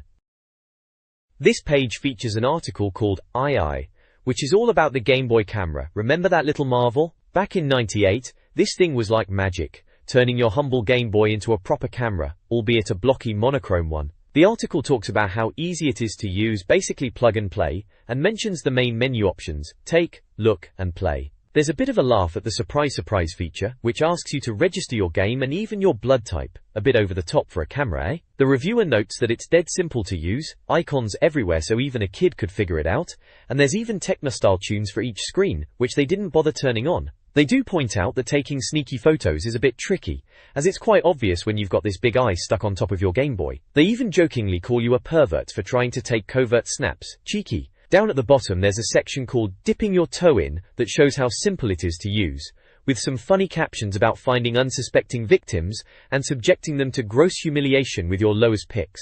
Then, up top on the left there's a Get Yourself Connected bit, listing loads of combinations of Game Boy stuff you could get. Things like Pocket Game Boy with the camera and printer, or using it with a Super Game Boy 2 and SNES for sepia shots, which sounds a bit fancy for the SNES, doesn't it? They even mention using it with the N64, and the 64DD, for for those who were really pushing the boat out. Seems like they were trying to sell you every bit of Nintendo kit going, using this camera as the hook. This page is all about the Game Boy Pocket printer, right? And it's headlined, "And here's the evidence." DK. It's like they're trying to convince us it's actually worth having. The reviewer is going on about how it looks like a till roll, and how fiddly it was to set up with the paper, mentioning seal paper and metal teeth. Sounds like a right faff. Apparently batteries are included, which is nice of them, but you need to buy the cable separately. Cheeky. They're saying only rank amateurs would forget the cable and have to trek back to the shop. Very helpful. There's a tech spec box there that lists all the numbers for the pocket camera and pocket printer. Resolution of 128 by 128 dots. Monochrome colors. Very fancy for 98.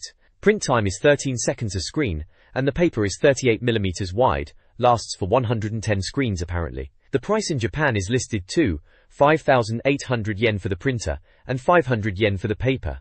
Bargain, eh? The pictures show the printer, batteries going in, the cable, and some sample prints. One is a right blurry face, bless them. Then there's a little guide called Dipping Your Toe In, showing how easy it is to use. See what I mean? Change the roll, batteries in, pick a creation, print from communications menu, voila! Dead simple, according to them. Looks like a bit of a gimmick, but I suppose at the time it was quite cool to print out your dodgy Game Boy camera snaps. This page is all about the Super Game Boy 2 and the pocket camera. Proper bits of kit back in the day. It's breaking down the main menu of the pocket camera, which had options like take, which was your standard camera mode, dead simple. Then item for self-timers and stuff. Magic mode, that's where it got a bit daft, with lens tricks and montages and panoramic options. All a bit of a laugh. There was even a game model mode, a simple game built into the camera, which was a bit of an oddity. Then there was check to review your snaps and run away, presumably to exit the menu. Look/review gave you ways to view your pictures, like a slideshow or with animations. Play let you mess about with the stored photos, go into a kind of Space Invader type game, or add bits and bobs to your pictures. It mentions the Super Game Boy 2, saying it let you play Game Boy games on your telly in color, which was pretty neat. Apparently it even had colored borders for games like Pokemon, which was a nice touch, although Pikachu Yellow probably wasn't everyone's cup of tea. Virku. The article touches on linking everything up. Game Boys, pocket cameras, even the N64. They were talking about using the Game Boy link cable to swap pictures, and how Nintendo was well into this idea of sharing your creations. They also mentioned the possibility of using the 64DD to write short videos to discs from the pocket camera, which was a bit ambitious but sounded cool at the time. It was all about connecting everything together, which they called convergence malarkey. Sounds about right. They reckon Nintendo had thought it all out properly, and we're onto something with all these gadgets working together. Good times. This page then, from N64 Magazine, takes a look at the Game Boy Pocket camera. Remember that thing? It was a bit of a novelty, wasn't it? They're asking, but does it tell the time? Which is a bit of a silly question, but the point is they're looking at alternative uses beyond just taking snaps. They've come up with a top 10 list of uses for it, which is quite amusing really. Number 1 is fantasize, suggesting you print out your game screenshots and stick them on your N64 cartridges, which is a bit daft when you think about it. Then there's weep, for when you're upset about your Saturn or PlayStation RPGs, a bit melodramatic maybe. N-Snare suggests using it as a budget security system with your N64 and 64DD, which sounds like a right faff to be honest. They also suggest Lech, which is taking sneaky photos on trains, a bit dodgy that one, and Accuse for catching biscuit thieves in your family. Take Revenge is about photographing PlayStation owners at your local game shop. Bit childish, innit? Then there's Humiliate, which involves making stickers of people to stick around.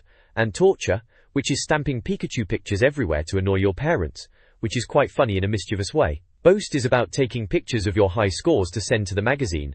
And finally, Holidays is about saving money on film by using the pocket camera for your holiday snaps. Probably wouldn't get many detail in those black and white pics though, especially if you went anywhere sunny. Right at the bottom they've got a candid camera bit, asking for readers to send in their own ideas for uses for the pocket camera, which is a nice touch, getting the readers involved. All in all, a pretty typical light-hearted bit from N64 Magazine, back when the pocket camera was a new and quirky thing. This page is all about getting good at Fighter's Destiny on the N64. Right then, how to smite all and sundry it says, which is a bit much, isn't it? Bit strong. So Fighter's Destiny, yeah, it's got this headline calling it the N64's best beat-em-up yet. Bit of a bold claim. Even back then we knew there were some decent brawlers about. Anyway, it's written by a Jess Bickham, and he's quoting Homer Simpson of all people. about fooling machines. Apparently this Fighter's Destiny game isn't just a button masher, oh no, it needs a bit of grey matter you see, more than your average beat-em-up.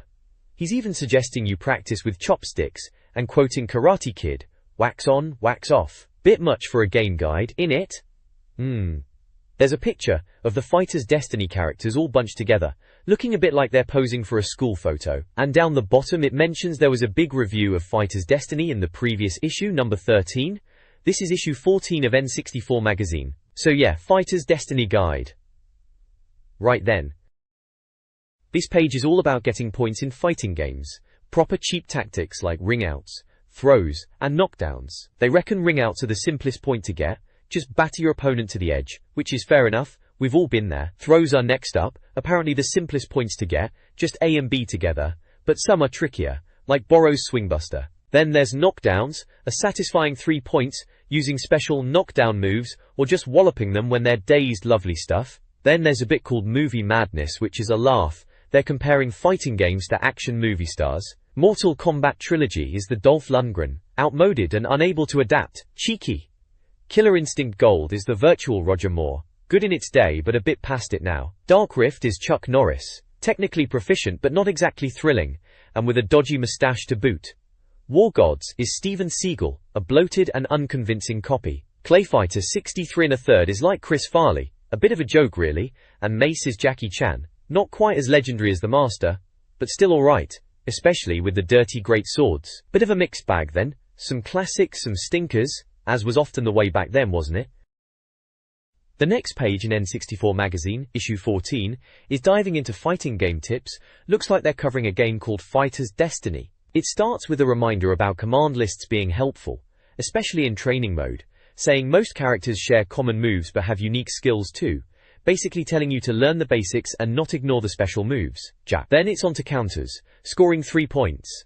They reckon counters are tricky, and best used to interrupt enemy attacks. They mention a move called Muck Hook. It's all about timing to floor your opponent and get some easy damage in. Apparently the game's lore allows countering at pretty much any time. Next up is specials for 4 points. Apparently specials are only usable when the foe is in Piore's condition, which sounds like a stunned or dizzy state. They mention Fatality Execution and Knockdown Ring Out as examples, and say they are complicated to pull off and you need to be quick. There are screenshots showing moves like Giant Swing and Very Mysterious Dance. Sounds like they are proper flashy moves, but hard to execute. Then there's a section on Judge, worth only 1 point. This Judge mode has time limits of 30 seconds, and the judge gives points to whoever hits the most in that time. It's a bit of a point-scoring exercise, and they say the last 10 seconds are crucial to get in jabs and kicks to win. Sounds a bit basic really, but I suppose every point counts. Warrington. Finally, avoidance issue, talking about the left shoulder button being your 3D move for sidestepping. They call it Destiny speak in the Hirari condition. They are saying sidestepping is important to dodge attacks, and gives you time to prep your own moves, like a knockdown. They also mention the right shoulder button being used to guard or block. Solid advice for any fighting game really, knowing when to dodge and block. This page from a '98 issue of N64 Magazine is having a look at Fighter's Destiny. Wasn't that a bit of a hidden gem back then? It's breaking down the characters into different playstyles. Leah. First up are the all-rounders Ryuji, Abdul and Leon. They reckon these lads are decent enough, not excelling anywhere, a bit middle off the road really. Ryuji, being the main bloke, is your typical average fighter, solid but not flashy. Then they go into powerful fighters, Tomahawk and Bob. These are your slow but strong types, the bruisers who can really wallop you when they connect. Quick is Mailing, who is all about speed and nippy moves, darting around the place. Next is Skillful Ninja, relying on trickery and more elaborate moves, if you were into that kind of thing. Aerial Valerie is interesting. Apparently aerial here means keeping your opponent in the air for combos, rather than just jumping about yourself. Finally, there's Tricky Pierre, the clown character. They say he's the hardest to get to grips with, full of unusual and complex moves. Sounds about right for a clown, doesn't it? On the side there's a bit about secret goodies in Fighter's Destiny. Apparently you can unlock secret characters by beating the single-player tournament with a star character. They list how to unlock Borrow, Ushi the cow, yes, a cow, typical Japanese game, eh? Robert the robot, the Master and even the Joker. Sounds like a lot of button bashing to unlock all of those. This page right then is all about Diddy Kong Racing, which was a big deal back then, on the N64, wasn't it? Seems like Daniel Glenfield has penned a guide on how to beat all your best time trial records. It mentions how DKR was storming the best league tables, and they are giving us an expert guide to shave precious seconds off your best times. Apparently if you entered their Mario Raceway contest back in issue 4, you'll know all about the frustrations of time trialing, but they reckon it's rewarding when you finally nail it. The article promises to show you how to get the fastest times on the best courses in Diddy Kong Racing, covering characters, detailed maps and sneaky tricks. It also mentions that there was a huge review of DKR in N64 Magazine issue 10 with tips. Good times, DKR was a proper laugh with your mates. This page from the magazine is all about getting the best times in Diddy Kong Racing's time trial mode. It's giving a few general pointers to get you started. They're saying time trial is a different beast to adventure mode. A single mistake can ruin your lap, which is fair enough. Anyone who's played it knows that. They kick off with vehicle choice, recommending sticking with the standard kart, which is probably solid advice for most courses, to be honest. Turbo starts are key apparently. You need to nail that green turbo for the best time, especially with slower characters, waiting for get ready and hitting accelerate just before go. Yeah, we all tried to master that back in the day. Some of us were better than others. Course layout is next. Learn the track before you start. Makes sense. Can't get a good time if you're bumping into walls. Bananas are crucial. Get 10 of them, and you're at top speed. Any more is wasted.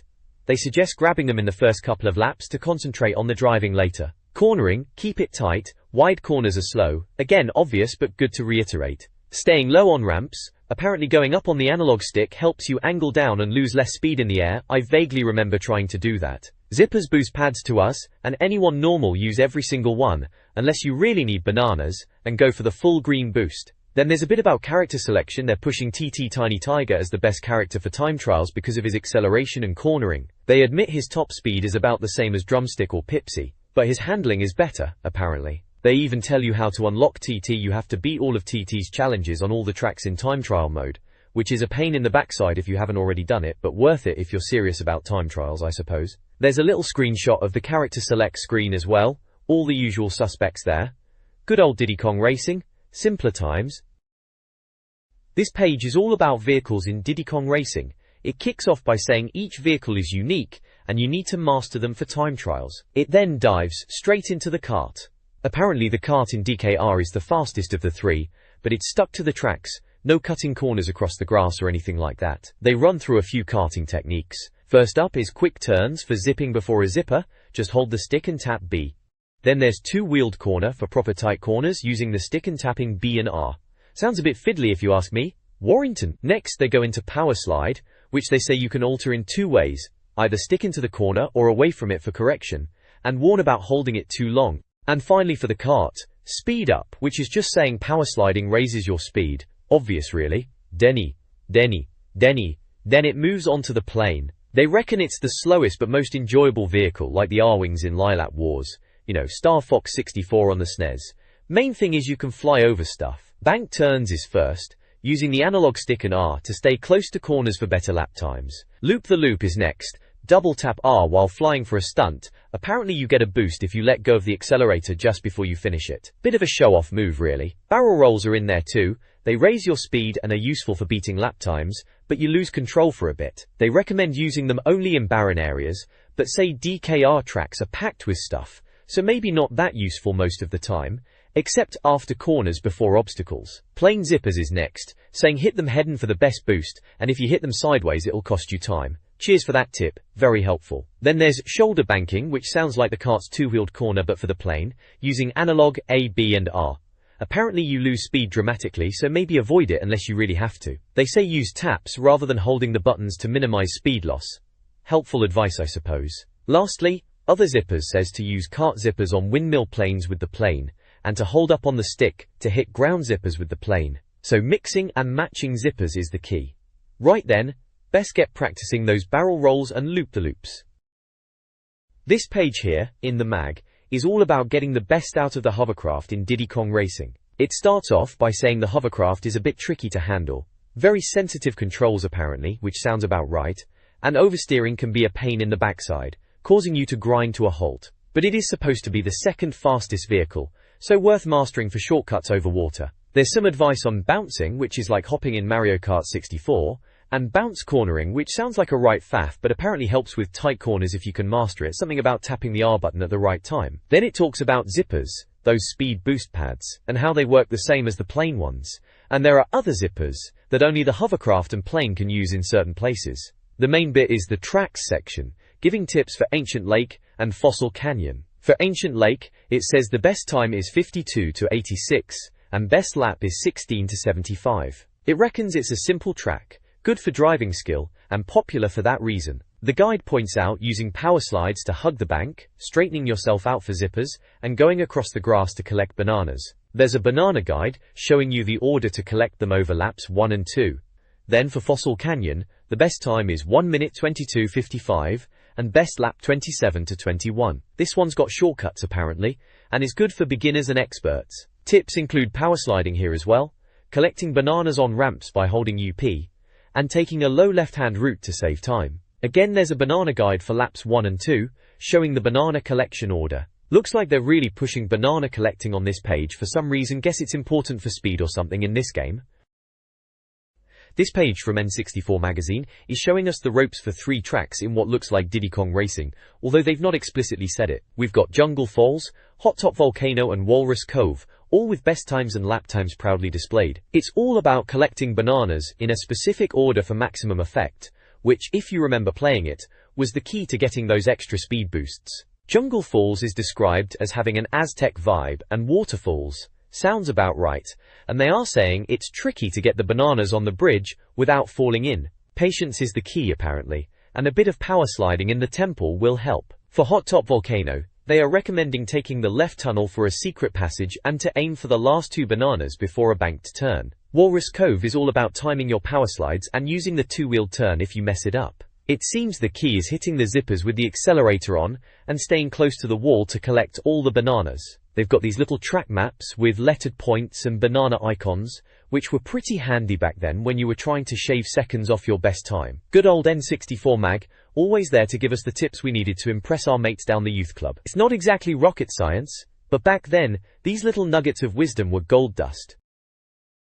This page is showing us how to beat the best times in Diddy Kong Racing, proper blast from the past this is. It's giving tips for 3 tracks: Windmill Plains, Crescent Island, and Dark Moon Caverns. For Windmill Plains, they reckon it's a bit of a laugh, like Crazy Golf, but hitting the cart zappers can be tricky, especially with the plane. The guide suggests lining yourself up with the windmill tunnel and using the cart zipper, raising your altitude a bit to avoid the pavement. Sounds a bit fiddly, but they say you can fly through the air zip and grab some bananas. They've got a banana guide showing you which order to grab them in each lap, apparently for maximum effect. Yeah. Then there's Crescent Island, starting off easy but getting tougher when you get to the ship bit. Quick 2-wheel turns are the key, and apparently you can cut off a bend near the finish line to save time. Again, they're on about using the cart zippers, and they recommend taking the left route to use one and holding up as you go over the mounds. They even say to use 2-wheel turns for the bend after the ship, and a power slide to get out of it. More banana advice too, naturally. Lastly, it's Dark Moon Caverns, which they reckon is a real test, all tight corners and laser bolts. They suggest starting with a long power slide out of the tunnel, power sliding again after the first banana, and hitting the zipper with the accelerator on while holding up on the stick. Sounds intense.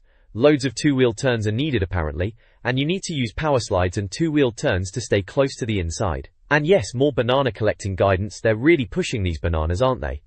Good times though. Diddy Kong Racing was a proper laugh back then. This page, right, it's a blast from the past, isn't it? In the corner there's a shout out saying help wanted for game guides. They're after experts and promising excellent rewards. Sounds intriguing, makes you wonder what kind of rewards they were back then. Probably a crate of Tizer and a packet of Space Raiders. Then you've got a main feature called How To, and it's all about giving the computer a good hammering on level 5 of ISS 64. Yeah, ISS, that was the footy game on the N64, International Superstar Soccer 64. They say it starts off easy but soon gets proper hard on level 5, those sneaky computer players. Apparently, N64 Magazine's football pundits, Adam Himes and Leo Dennett, are giving us the lowdown. There's a picture of the game, blocky-looking footballers doing their thing. Below that there's a bit called Publishing SEC, talking about how they value reader input. Basically saying, if you think you're a gaming guru, send in your guides. They'll give you a chance to strut your stuff. If they print your guide, they'll even send you an exclusive N64 Magazine jacket bet Those were trendy back in the day. They've got rules about the guide needing to be 2,000 words and focusing on one aspect of a game, like this ISS64 level 5 guide they're showing as an example. They even say Adam and Leo are focusing on level 5 of ISS64 as their guide in this issue. To send stuff in, you have to post it to N64 Magazine in Bath. Bit of a trek if you lived up north. They want your name, address and jacket size if you want your guide published. Suggests maybe try a game that's a bit different, not just your typical multiplayer stuff. Down the bottom there's an N64 logo saying, to director, and issue 14 feet and a number 80. So yeah, all about getting readers involved and helping folks beat ISS64 on the tricky level 5. Good times. This page then is all about getting better at International Superstar Soccer on the N64. Right then, jumpers for goalposts, a proper British phrase, innit. It's giving you tips on how to actually play the game properly, instead of just hoofing it and hoping for the best. First up is team selection, and it's basically saying don't always pick Brazil or Germany if you want a challenge. Fair enough. They reckon playing as Japan is harder, which sounds about right. Trying to score against the computer in these games could be a proper nightmare sometimes. Next bit is strategy, saying that all OF and all DF settings are useful for corners and general attacking and defending. It also mentions OS trap, offside trap, for those clever clogs. They're saying defenders need to track back too, which is hardly rocket science, is it? Then we've got marking. Apparently you should mark their star player, but not go overboard and leave gaps everywhere. Use your fullbacks to mark their strikers. Don't use the middle defender as a marker if you're playing with 3 or 5 at the back though. Good to know, I suppose. B. Formation is next, and it's pretty simple advice really, just stick to what you know. 4 at the back is decent and avoids holes. They're even calling the 5-man midfield English 5, haha, bit cheeky. Stagger your front men slightly too for a bit of sneakiness. Yeah, alright, true. Lastly, there's a section called How to Play, REEEEEAL, dirty. Oh, here we go. It's suggesting you should hassle the goalie when they get the ball, and even shove a player when the camera's following the ball to get a foul, then quickly punt the ball back at goal. They reckon it's a cheap tactic, but it works for scoring from ages away. Bit naughty, but in ISS, sometimes you needed every advantage you could get on level 5, didn't you? You've got some screenshots from the game dotted around, showing team selections and tactics screens. England versus Bulgaria, classic stuff. Player names like Banks, Walker, Wright on the England team and Popov and stuff for Bulgaria must be from the game. Yeah, this page is a decent little guide for anyone wanting to get a bit better at ISS and maybe stop getting hammered by their mates every week. This page from the magazine is giving us some top tips for a footy game. Looks like IS98, you know, the Konami one. Not that FIFA rubbish. Right, so the kickoff section is telling us to get right at the opposition from the start, basically steaming into them with a block or slide tackle, if they are a bit rubbish. If they are not so bad, then try a through ball, or a sneaky pass to get around them. Then there's passing, and yeah, they're banging on about through balls again, saying they are the key to winning, especially on level 5, which was probably rock hard back then. Normal ground passes, apparently, are too easily cut out by the computer. But, if you're close to someone, maybe just stick to a normal pass, don't be too clever. Backty. Tackling next, and it's telling us when to slide and when to block. Slide tackles are for when you are in the middle of nowhere, or against rubbish players, or if your defender is a bit pants. Block tackle if you've got a decent defender, or facing a decent forward. They even mention referees, saying Hines is a softie, and Carlos is a bit card happy. And yeah, you can get stuck in a bit, body contact is alright, but don't expect to flatten someone and stop a pass, they'll still get it through somehow, those computer players are cheeky like that. Rue. Lastly, attacking. And they're going on about spinning your strikers about on the edge of the box, sounds a bit fancy. Apparently on the easy settings you can just run through everyone, but on expert you need to learn the dash spin thing. Timing is everything, and you need to guess where the opponent is going to move. They also reckon each team plays differently in the game, so you need to watch them and learn their style to beat them later. Good advice actually, for an old game like this. This page is shouting at you right from the top, with a massive G-O-O-O-O-O. O-A-A-A-A-A-A-A-L-L-L-L-L-L-L. It's a bit of a guide on how to actually score goals in International Superstar Soccer 64, or ISS64 as we used to call it, back on the N64. DG. Apparently, if you crank the difficulty up to level 5, the goalies become superhuman, stopping everything you throw at them, like Billy the Fish in goal. But they reckon there are still ways to score, thankfully. Many. For just general play, they've got 3 tips. First one is a classic: if your forward gets free, leather it from just inside the box. Simple but effective back in the day. Second one involves a through ball, drawing the keeper out, and then another little burst of pace. A bit of a cheeky one. And the third is basically the same but breaking through the middle. Nothing groundbreaking there, mind you. Liquor. Then there's set pieces, corners and free kicks. For corners, they suggest a short corner, pass it to a player near the post and blast it. For a mid corner, which is a new one on me, you cross it to the goal line and try to get a header in. Apparently you can do a Kevin Keegan style flick, bless them. Free kicks are all about aiming near the post and giving it about 3/4 power, hoping it clears the wall and goes in. They do admit it's a bit of a pain to get right, needs practice and all that, laddie. Lastly, they're banging on about the sexiest and most difficult goal, the diving header. Apparently you need to swing across him from the wings, have a bunch of players waiting, and time it perfectly from the edge of the box with curl and backspin. Sounds like a right faff, but apparently if you get it right it's perfect. Bit over the top, but hey, it was the 90s. This page then, we're having a look at International Superstar Soccer 64. Or ISS 64 as we probably called it back then. It's all about the moment of glory and getting your hands on that shiny silver cup. Wembley, here we come. They're giving us some tips for winning the International Cup, saying it should be fairly straightforward with practice, remembering yellow cards leading to suspensions, although thankfully pre-tournament cards are cleared. Good advice about rotating your hotshot players, as fatigue carries over, and resting players against weaker teams like Northern Ireland. Quality sides like Northern Ireland, cheeky.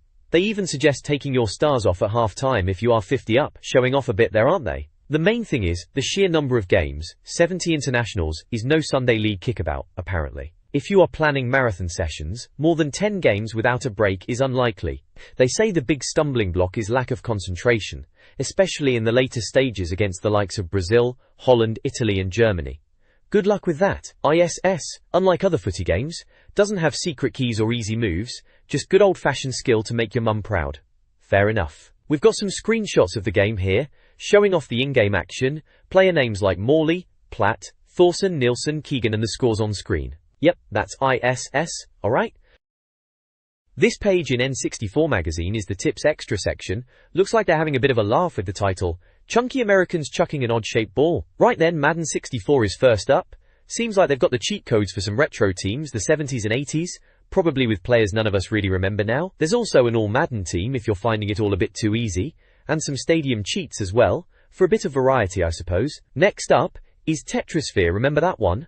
Bit different to your usual Tetris, wasn't it? All round, and 3D. Apparently there's a secret movie if you type in Vortex and hold a button, and a hidden game mode called Lines, if you enter that as a new name. Good for wasting a bit more time I guess. Then it's Mace, that beat 'em up. They've got tips for playing as Janitor Ned, sounds a bit daft. Also, Switch Heads, which probably means swapping character heads about, and something called Wacky Wobbit Slippers, which sounds as ridiculous as it probably is. Finally, a golden oldie tip for Mario Kart 64 about avoiding banana skins, clever clogs. Apparently if you hit the brakes and accelerate at the same time you can avoid spinning out. Useful to know if you're still playing that one. This page from N64 Magazine, right, it's all about readers' top tips. Every month they'd get loads of these in, and if yours was good enough, you could win a Macapad 64 controller, remember those clear plastic ones? Or at least an N64 badge, which was still pretty cool back then. Ooh. So, kicking off, tip number 1 is for GoldenEye 007, naturally. It's about level 15 jungle, and using remote mines to trick Xenia. Plant 'em on the rope bridge, get her attention, run back and boom! Job done. Classic GoldenEye tactics really. Get her Itinia. Then there's another GoldenEye one, this time about cycling backwards through your weapons by holding B and tapping Z. Bit of a pro move that one, for quickly switching to what you need in a firefight. Tip number 3, still GoldenEye, is about Bunker 2. If you let Natalia out after dealing with the guard, apparently she's bulletproof and acts as a bodyguard. Bit cheesy maybe, but hey, if it works, it works. Just gotta be careful not to shoot her by mistake. Ow, no.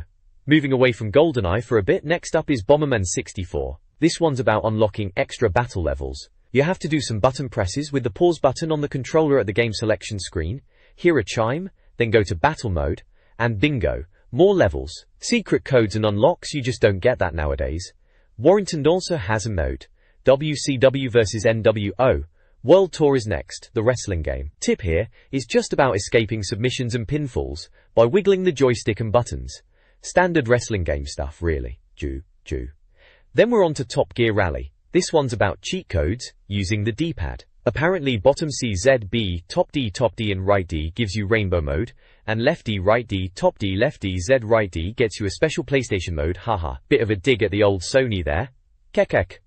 Number 7 is FIFA 98, blimey FIFA, on the N64. This one's about hot potato mode. Go to player edit, select Ireland, and name a player, SPUD. Apparently if you do it right, the player jumps up and down. A silly little Easter egg, those were always fun to find. Vite. Eya. Duke Nukem 64 next. This one's a bit crude.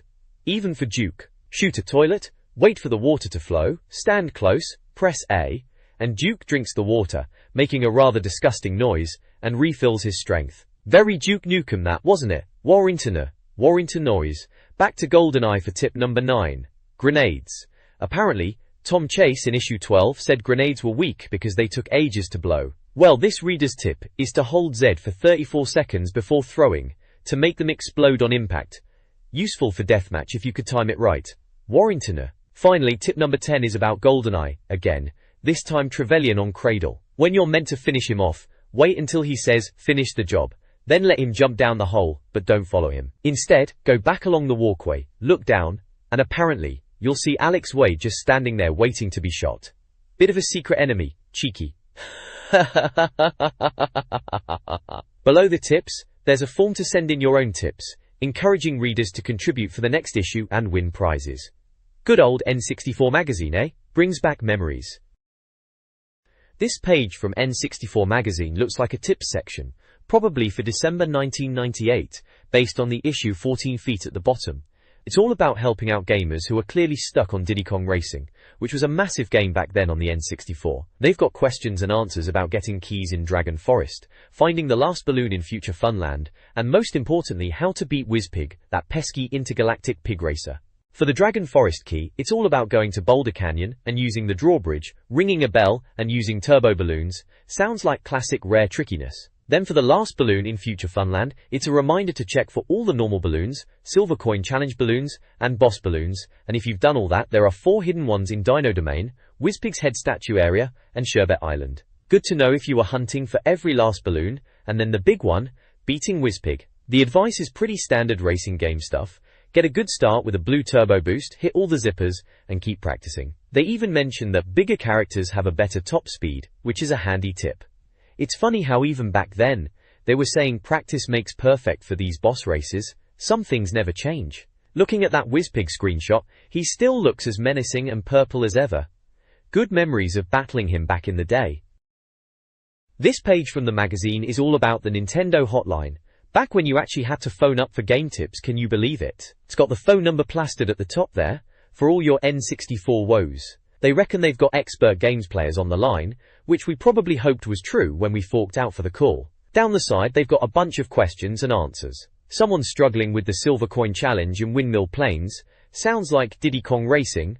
Those silver coin bits could be a pain, especially in Adventure 2 mode, where they put them in really annoying spots apparently. Then there's a question about choosing vehicles on different courses. Again, probably Diddy Kong Racing. You had to unlock stuff back then. None of this instant access malarkey. Someone else is moaning about Adventure 2 not working. Apparently you had to save it separately. Bit of a weird one that they don't even know why. And magic codes disappearing when you turn the console off. Well yeah, that's how it worked, mate. Write them down. They only really worked in the tracks mode anyway, it seems. And some of them are a bit daft, like Arnold and Teeny Weenies to make characters bigger or smaller.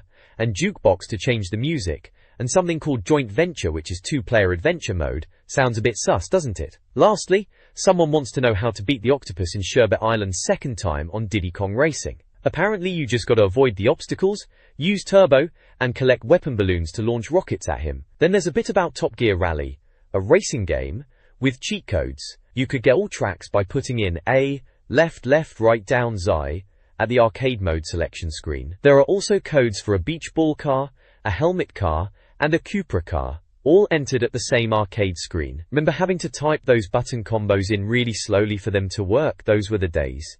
They've even got screenshots of the game, looking a bit blocky now, bless it. And yeah, that's a red octopus cartoon character down the bottom there, must be the Sherbet Island octopus they were on about. All this from April 98 seems like ages ago now. This page is all about the Skill Club 64, right? Bit of a blast from the past, that is. So, it seems they kicked this off in the last issue, and blimey, people actually entered. They're surprised, apparently, which is a bit cheeky. Turns out a few folks are already in, and they've got these ranks: gold, silver and bronze. To get in, you have to complete challenges from, it says, the opposite page, which we can't see here.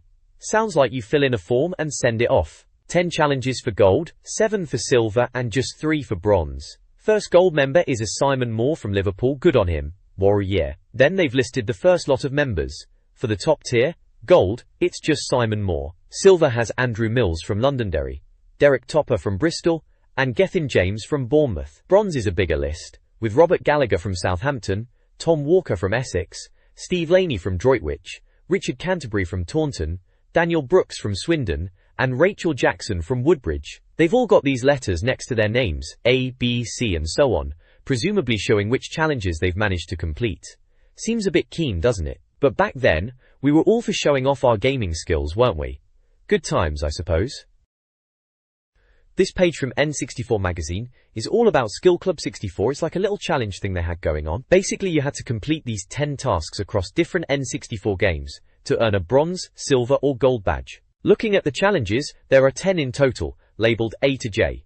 Challenge A is for Super Mario 64, wanting you to get all 120 stars. Back then, getting all those stars was a proper mission, wasn't it? Then there's Diddy Kong Racing, Challenge B, asking you to finish the game in mirror mode. That's the harder mode for those who don't know. Challenge C is Lilat Wars, or Star Fox 64 as you might know it outside of Europe, where you had to get 1500 hits or more, showing off your sharpshooting skills. GoldenEye 007, Challenge D, wants you to finish the game on all 3 difficulty settings, meaning you'd have to endure 007 Agent Mode. Blimey. Challenge E is ISS 64, that's International Superstar Soccer 64, asking you to finish all the scenarios, which was probably a bit of a grind. All 3 too. Moving on to the second column, Challenge F is for Mario Kart 64, needing a time under 1 foot 20 inches 0, 0 on Mario Raceway. That's decent, you'd need to be pretty handy at Mario Kart for that. Pilot Wing 64, Challenge G, is about winning gold medals on every event, which, if you remember Pilot Wings, some of those events were a bit fiddly. Challenge H is Turok, Dinosaur Hunter, to complete the time challenge mode in under 3 minutes. Turok could be a bit of a beast, so that's a fair challenge. Challenge 8, revised it seems, is Blast Corps, to win a gold medal on Neptune. Blast Corps was a bit different, smashing stuff up, good fun at the time. And finally, Challenge A is Wave Race 64, to break 1 foot 17 inches 0, 0 on Sunny Beach time trial. Wave Race was pretty slick graphically for the time, wasn't it? And me. Below the challenges are the rules and how to prove you've done them. You needed to do 3 challenges for a bronze badge, and all 10 for gold. They wanted photographic or video proof, which back then meant faffing about with cameras and videotapes, no easy screenshots like today. They were also wise to cheat cartridges, threatening ritual humiliation for offenders. Bit dramatic, eh? At the bottom, there's an entry form to send off, with spaces for your name and address, and boxes to tick for the challenges you've completed. You had to send a photocopy of the form. Sensible, really. Keep the magazine intact. Overall, it's a bit of a nostalgia trip. Seeing these games listed as challenges takes you back to being a kid trying to conquer them all on your N64. This page of N64 Magazine, called I'm the Best, seems to be showing off some impressive reader scores. Fair play to them. Right at the top, they are banging on about getting loads of posts, saying it's more than they've ever had, and they're even expanding the section next month. Bit dramatic, aren't they? Apparently, 1 out of every 5 readers is Albanian, which is a weird fact to just throw in there. They're highlighting Stuart Richards from Surrey, who apparently got a cracking time on Dark Moon Caverns in Diddy Kong Racing. 2 minutes and 2 seconds, eh? Not bad at all. They're even saying, is it beatable? Bit of a challenge for us readers. There's a little picture of Diddy Kong Racing too, Fossil Canyon it looks like. Warrington. Then we get into the high score tables. First up is Super Mario 64, with different levels like Foot Race, with Cooper the Quick and Peach Slide. Loads of names listed there. John McCormick, Danny Dunn, Owain Brimfield, Callum O'Hanlon, and loads more, all with confirmed times, for both PAL and American/Japanese versions. Blimey, people are really into their Mario 64 speed runs, aren't they, you? Low. After that, it's Wave Race 64, Sunny Beach and Glacier Coast in time trial and stunt mode. Thomas McAlinden, Tatu Luostarinen, Jay Richardson, G. Gibson, more names flying at you for Sunny Beach. Then there's Norman Obaseki, Steven Zwarchis, Stelios Giamarellos for stunt mode on Dolphin Park, which is a bit of a random level choice but each to their own. And then more names for Glacier Coast, Anasia Honan, Jay Baggerman, Trevor Scannell and others, all trying to shave milliseconds off their times on Wave Race. They're also pushing this month's score to beat, which is Fossil Canyon on Diddy Kong Racing in under 1 minute 17 seconds. Sounds like a right challenge for anyone fancying themselves a bit of a racer. Oh, and they're even giving away a Macopad controller, probably one of those third-party ones, for someone who gets a good score, so that's a decent little incentive to get playing Diddy Kong Racing again. And before all the tables, they mention Mark Bennett from Newcastle getting a good score and hit percentage on GoldenEye, so that's a shout out for the Bond fans too. All in all, looks like people were really putting the hours into their N64 back then, wasn't just messing about after all. This page from Club 64, the readers section, kicks off with a bit of praise for themselves, bless them. Then it jumps straight into GoldenEye, naturally. Someone's seen a hideous freak in Surface 1, a guard with 4 faces apparently. Bit of a bugger that one.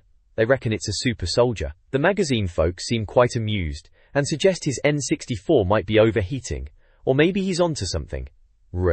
Next up, it's wrestling. Someone's picked them up on their Tokon Road review, pointing out that the tubby guy is actually Jushin Liger, a wrestler they should probably know if they're watching Nitro. They even drop in some current wrestling champions. Fair play to the reader for knowing their stuff. Then there's a call out for favourite GoldenEye deathmatch settings. They list a few 4-player, license to kill, complex with pistols and grenade launchers, and even proximity mines. Standard stuff for a GoldenEye session back then. Moving on, someone has sent in a picture of their clay puppets, Mario, Luigi, Yoshi, Toad and Banjo, with a kazooie on his back. Cute, I suppose. The mag says they look excellent, bless. Another reader is moaning about waiting for 1080 snowboarding to come out in the UK. Impatient, aren't we? He wants it now because he wants to snowboard in the summer. Bit keen. Ben, there's a query about a picture in the GoldenEye manual of a bloke in a white tuxedo who looks like Sean Connery. They're wondering if it's in the game or just some early development thing that got cut. Intriguing, I guess, for Bond fans. Lastly, there's a bit of chat about inaudible game sounds, specifically Mario saying "so long Big Bowser" when he throws him off the edge in Mario Kart 64. Turns out some people thought he was saying "so longer dear Bowser." They also mention Luigi saying something funny in the Japanese version, and Peach's lines when she throws a shell. And right at the end, a quick mention of Blastcore and Amber. Always something to ponder in these magazines, wasn't there? This page then, from the N64 mag. First up, we've got the letters. One fella is banging on about Yoshi being a backhander in Mario Tennis on the Virtual Boy, remember that thing? Another is asking about the final score for Lilac Wars, or Star Fox 64 as we know it here. Bit of score comparing going on. Moving on, Dream On is about game ideas people have. Someone wants a real driving game, properly dull sounding, and another has suggested a Star Wars trilogy game, wants it across 3 carts. Ambitious stuff. Down at the bottom there's a strange news snippet about a constellation that looks like a fox. Apparently some astronomer thinks it's like the Leicester City Football Club logo and wants to call it Star Fox. They reckon it might be a bit of a made UP story to promote something. And right at the bottom, the N64 board. That's showcasing stuff, sent in by readers, drawings and the like. Looks like Joe Smith, Tim, Daniel Grant, and Neil Moran are among those featured on the board this month. This page of N64 Magazine features the bonus letters and invention corner sections. Classic stuff back in the day. In bonus letters, we see readers writing in about all sorts. Someone called Paul Rippon is giving Matty a hard time about his long beard. Seems like everyone had an opinion back then. Another reader, Anon, is struggling to find GoldenEye, which, yeah, at Christmas time in '98, that was probably like trying to find rocking horse droppings. Ed, the editor, mentions Nintendo sold loads and they should be back in shops soon enough. Always optimistic, weren't they? Joshua Jones wrote in with a Tamagotchi poem, bless him.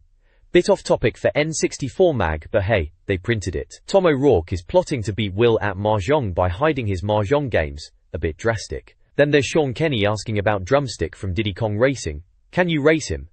Ed confirms you can and that he's fast, but a bit of a tank to steer. Craig Silcox wants to know about the top 100 Lilac Wars pilots table, Star Fox 64 to us, and Ed says coming soon. Typical magazine promises. Leon Bryant is having a bit of a Banjo-Kazooie moment. Confused about the banjo and kazoo? Easy mistake to make, I suppose. And finally, Tom O'Rourke is back, this time after the Duke Nukem cheat code, threatening to eat his brain if he doesn't get it. Dramatic! Ed says they'll print it when they have a PAL version cheat. Always PAL version, eh?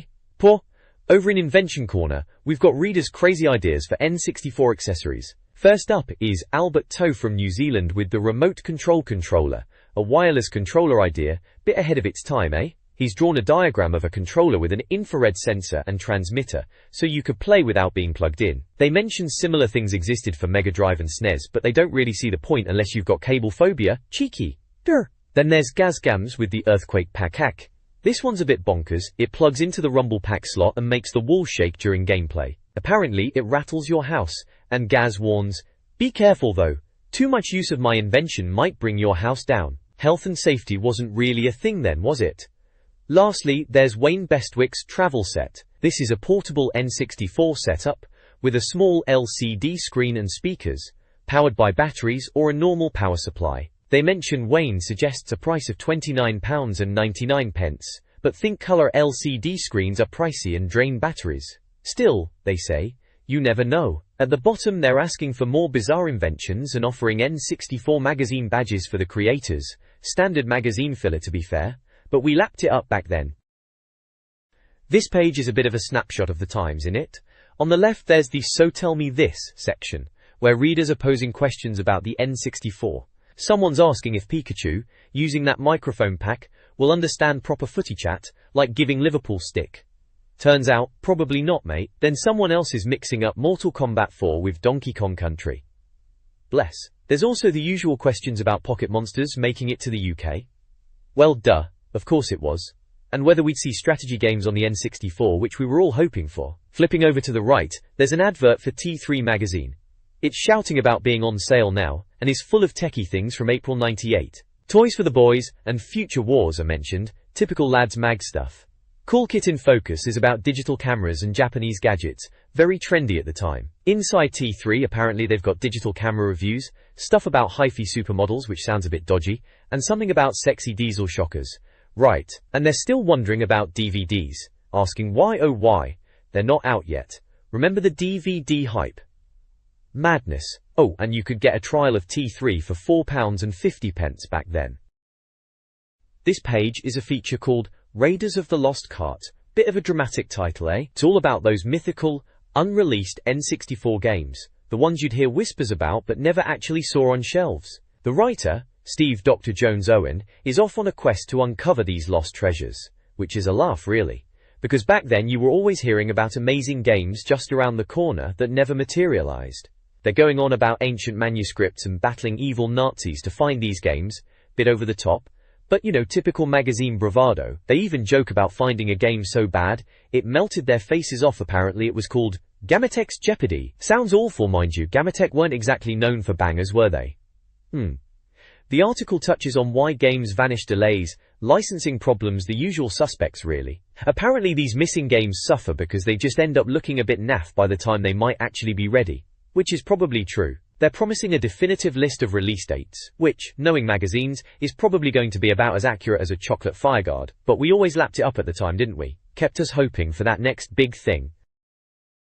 This page from N64 Magazine is having a bit of a look at games that are taking their sweet time to arrive, or in one case, not arriving at all. It's called Raiders of the Lost Cart, which is a bit of a laugh. First up is Body Harvest from DMA, who went on to become Rockstar North, you know, the Grand Theft Auto lot. This was supposed to be one of the N64's first games, back when the console launched, but it's been pushed back again, now aiming for summer '98. Apparently the developers had a bit of a nightmare with early emulator tech for the N64, and Nintendo are being proper fussy with their quality checks, as always. They wanted to make sure it was up to scratch, fair enough I suppose. Then there's Blade and Barrel, which was originally called Knife Edge. This one is a helicopter game, a bit like that Wild Choppers game, and it's been delayed as well, now looking at August '98. Sounds like it might be a decent multiplayer game, with up to 4 players, which is always a bonus. Gotcha. Lastly, and this is a bit of a shocker, Doom Absolution is completely canned. Cancelled. Gone. Kaput. This was going to be a kind of Doom 3 or something, a mix of Doom and Doom 2, on one cart. The reviewer seems to think the N64 is too good for old-school Doom now anyway, especially after GoldenEye showed off what the console can really do polygon-wise. So maybe it's no great loss if it was going to be a bit flat and cardboardy like the originals. Still, always a shame when a game gets the chop. This page in N64 Magazine from back in '98 is looking at some of the games that sadly never made it to our N64 consoles. First up is Freak Boy from Virgin. Apparently, even the developers weren't too sure about this one. It was meant to be a 3D adventure about a freaky kid in an icy world. Looking at the screenshot of the blue bloke on the ice, I can see why they were hesitant, bless them. The reviewer even jokes that they don't think we're missing much, and judging by the character's expression, he doesn't seem too thrilled to be there either. Sounds like it was canned fairly quickly, and probably for the best. Next we've got Joust X from Midway. This was going to be an updated version of the old arcade classic, Joust. Remember that one? Riding an ostrich and jousting. Sounds a bit bonkers now, doesn't it? Anyway, this 3D revamp apparently didn't get very far past the planning stage. Shame, perhaps, but Robotron 64 was decent enough, so maybe it's not a huge loss. Gwara. Finally, there's Creator, from Software Creations and Nintendo. This one sounds a bit more interesting. It was supposed to be a kind of multimedia package, where you could create your own 3D models and landscapes. The screenshots show a T-Rex, dolphins swimming, and even giraffes. Bit ambitious for the N64 maybe. Apparently Software Creations were being all coy about when it might actually come out, suggesting it might be merged with Picturemaker. They mention the N64 having so much power, which was the general hype back then, wasn't it? Make of it what you will, or can, they say. Intriguing stuff, even if it's a bit vague. This page delves into a couple of N64 titles that were on everyone's minds back in the day. First up, it's Mission Impossible. Remember that one? It was supposed to be our answer to GoldenEye, but it sounds like the developers, Ocean/Infogrames, were having a bit of a mare trying to get it out the door. They even pushed it back from September '97 to July '98. Apparently they didn't want to just rip off GoldenEye, which is fair enough, no one wants a cheap knockoff. They had to go back to the drawing board and redesign bits. It was all a bit of a development headache. Seems like licensing issues and staff dramas were kicking off behind the scenes. They were even worried Tom Cruise wouldn't let them use his mug in the game, but thankfully they managed to get around that, although apparently Ethan Hunt didn't look much like Cruise in the end anyway. They were proper bigging it up at the time, saying it was more anticipated than even Zelda. Bit of a stretch that, lads. Then there's Tomb Raider 64. Now that's a sore point for some of us. Turns out, it was canned. Cancelled. Seems Sony had got their mitts all over Lara Croft at that point, and Nintendo didn't stand much of a chance. Core and Eidos, who were behind Tomb Raider, had actually been tinkering with an N64 version for a bit, but it all went south. When quizzed about it, Core were all like, "We're thinking about doing a fighting game instead." Righto. Cheers for that then. So yeah, Mission Impossible delayed, and Tomb Raider 64 inches binned. Just another day in the world of N64 gaming. This page is diving into the mystery of what happened to some N64 games that were on the horizon back in '98. First up, Quest for Camelot, the movie tie-in. Looks like that's been slapped with a delayed stamp. Apparently it was meant to be out in December '98, but it's not going to make it until later, though the Game Boy version is still on track for May. Seems typical for movie games, always a bit rushed or pushed back. Then we've got Kirby's Air Ride and Buggy Boogie, under a big disappeared banner. Remember these being shown off at some show, Space World 95 it says. They're talking about them being vaporware, which is never a good sign. Air Ride sounds like it's still kicking about in development. Miyamoto's team are supposedly trying to get it on the N64. Buggy Boogie though, doesn't sound so good, probably scrapped for the N64, maybe gone for good. Classic Nintendo, always a bit cagey about what's actually coming out. Rio. Lastly, it's Ultra Descent with a big cancelled on it. Descent on the N64, yeah, I vaguely recall that being mentioned. Apparently, Interplay, or Parallax as they were, decided to ditch the N64 version and focus on a PC sequel, Descent 3. They reckon it was because of development issues on the N64. Shame, Descent was alright back in the day, but I guess PC was always its home really. Good night Vienna, as they say. This page in N64 Magazine is having a look at a couple of upcoming games, both with a bit of a delay. First up, it's Robotech Crystal Dreams. Seems Gamatech, who are now Take-Two, are having a bit of a mare getting it published after their collapse. They reckon they want the game to be perfect, which sounds like PR speak to me, especially after what they did with Wheel of Fortune on the SNES. That was a proper stinker. The reviewer Tim wasn't too impressed when he saw it at E3 either, saying it was bored stupid territory, and they've been working on it for ages apparently. They're pinning their hopes on Take-Two finding a publisher. Good luck with that, eh? Yee. Then there's Silicon Valley, from DMA/BMG DMA being the Body Harvest people. This one's also been pushed back, from March to September '98. Brian Baglow from DMA is quoted saying they're using the delay to put in all sorts of new tricks they learned from Body Harvest. Apparently Silicon Valley is almost finished and looking and playing beautifully. They're teasing us with little snippets like planes armed with machine guns and lots of lovely ideas, including a picture of a purple mouse character. Sounds a bit bonkers, but in a potentially good way. Knowing DMA, they reckon it should be with us very, very soon. Promise. We'll see about that, won't we? Game delays are hardly new, are they? This page then, it's having a look at some of the games that were causing a bit of a stir back then.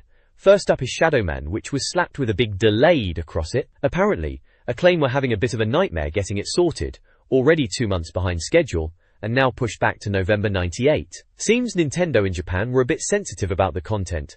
All that murder, black magic and reported nudity. Typical really. But they did say it looked good, Tomb Raiderish, so we were still holding out hope. Then there's a bit of a waffle really, under the title, A Long Time Ago, about why N64 games were taking ages to appear. This Brian Baglow from DMA Design, who were big cheeses then with games like Body Harvest and Blastcore, reckons the N64 was just a tricky beast to work with compared to the PlayStation. Apparently once developers got their heads around the N64, they didn't want to go back to other machines, which is a bit of a backhanded compliment to everything else, isn't it? He bangs on about how early N64 games were just arcade or PC ports, and they wanted original stuff. Makes sense, I suppose. Choir. And finally, the bad news. Wet Corpse, cancelled. Apparently it had been canned for 6 months already and no one had told us. The reason? Well, Stacey Lee from Vic Tolkai apparently just said it just was. One of those things. Cheers then, very helpful. Sounds like a right old mess, typical of the time. Games being delayed or vanishing without a trace. Still, we lived in hope, didn't we? This page is a coming soon preview of issue 15 of N64 Magazine. It mentions that the next issue will land on St. George's Day, 23rd of April. It's pitching it as a patriotic May issue, bless them. There's a bit of a poem talking about Quake snowboard kids and some special game they can't name for safety reasons. Intriguing stuff.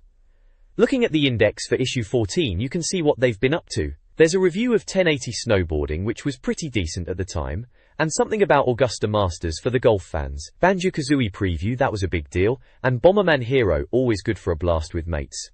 Buck Bumble gets a mention, oh dear, remember that? Future look on Castlevania, always hyped for a bit of Castlevania. There's a section called How to Destroy Your Best Time Trial Records in Diddy Kong Racing. Cheating basically, everyone was at it. How to get to grips with your pocket camera system, that quirky little Game Boy camera add-on. They've got a feature on How to Smite All and Sundry in Fighter's Destiny.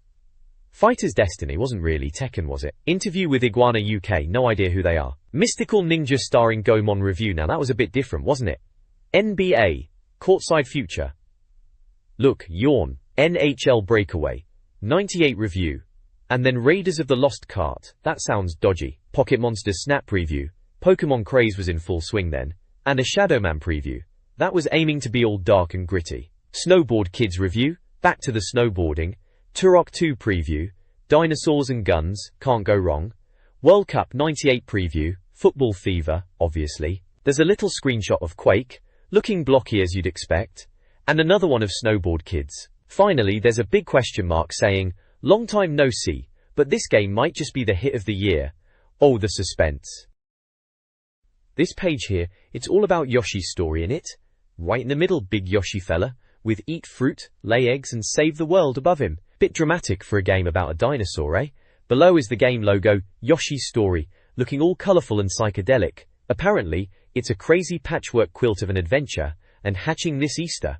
Easter time, 1998, must have been the big release window. It says it's the fastest, most powerful games console on Earth.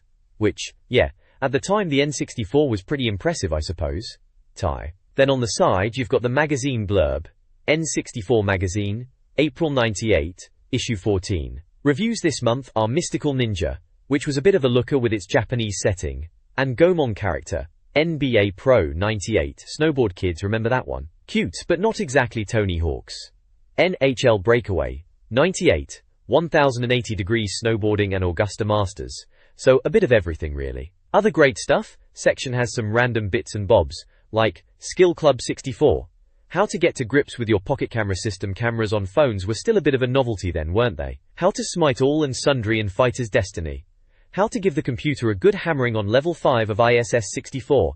ISS, Pro Evo's granddad basically. how to destroy your best time trial records in Diddy Kong Racing, and the mystery of the disappearing games. Sounds intriguing, doesn't it? Loads of new tips and full listings of every game ever released. Proper comprehensive stuff back then. Down at the bottom, look out! 40 pages of amazing new N64 games, it shouts. And then little screenshots of Mystical Ninja again, Snowboard Kids, NBA Pro 98, Tonic Trouble, and NHL Breakaway. So yeah, a good overview of what was in that issue of the mag.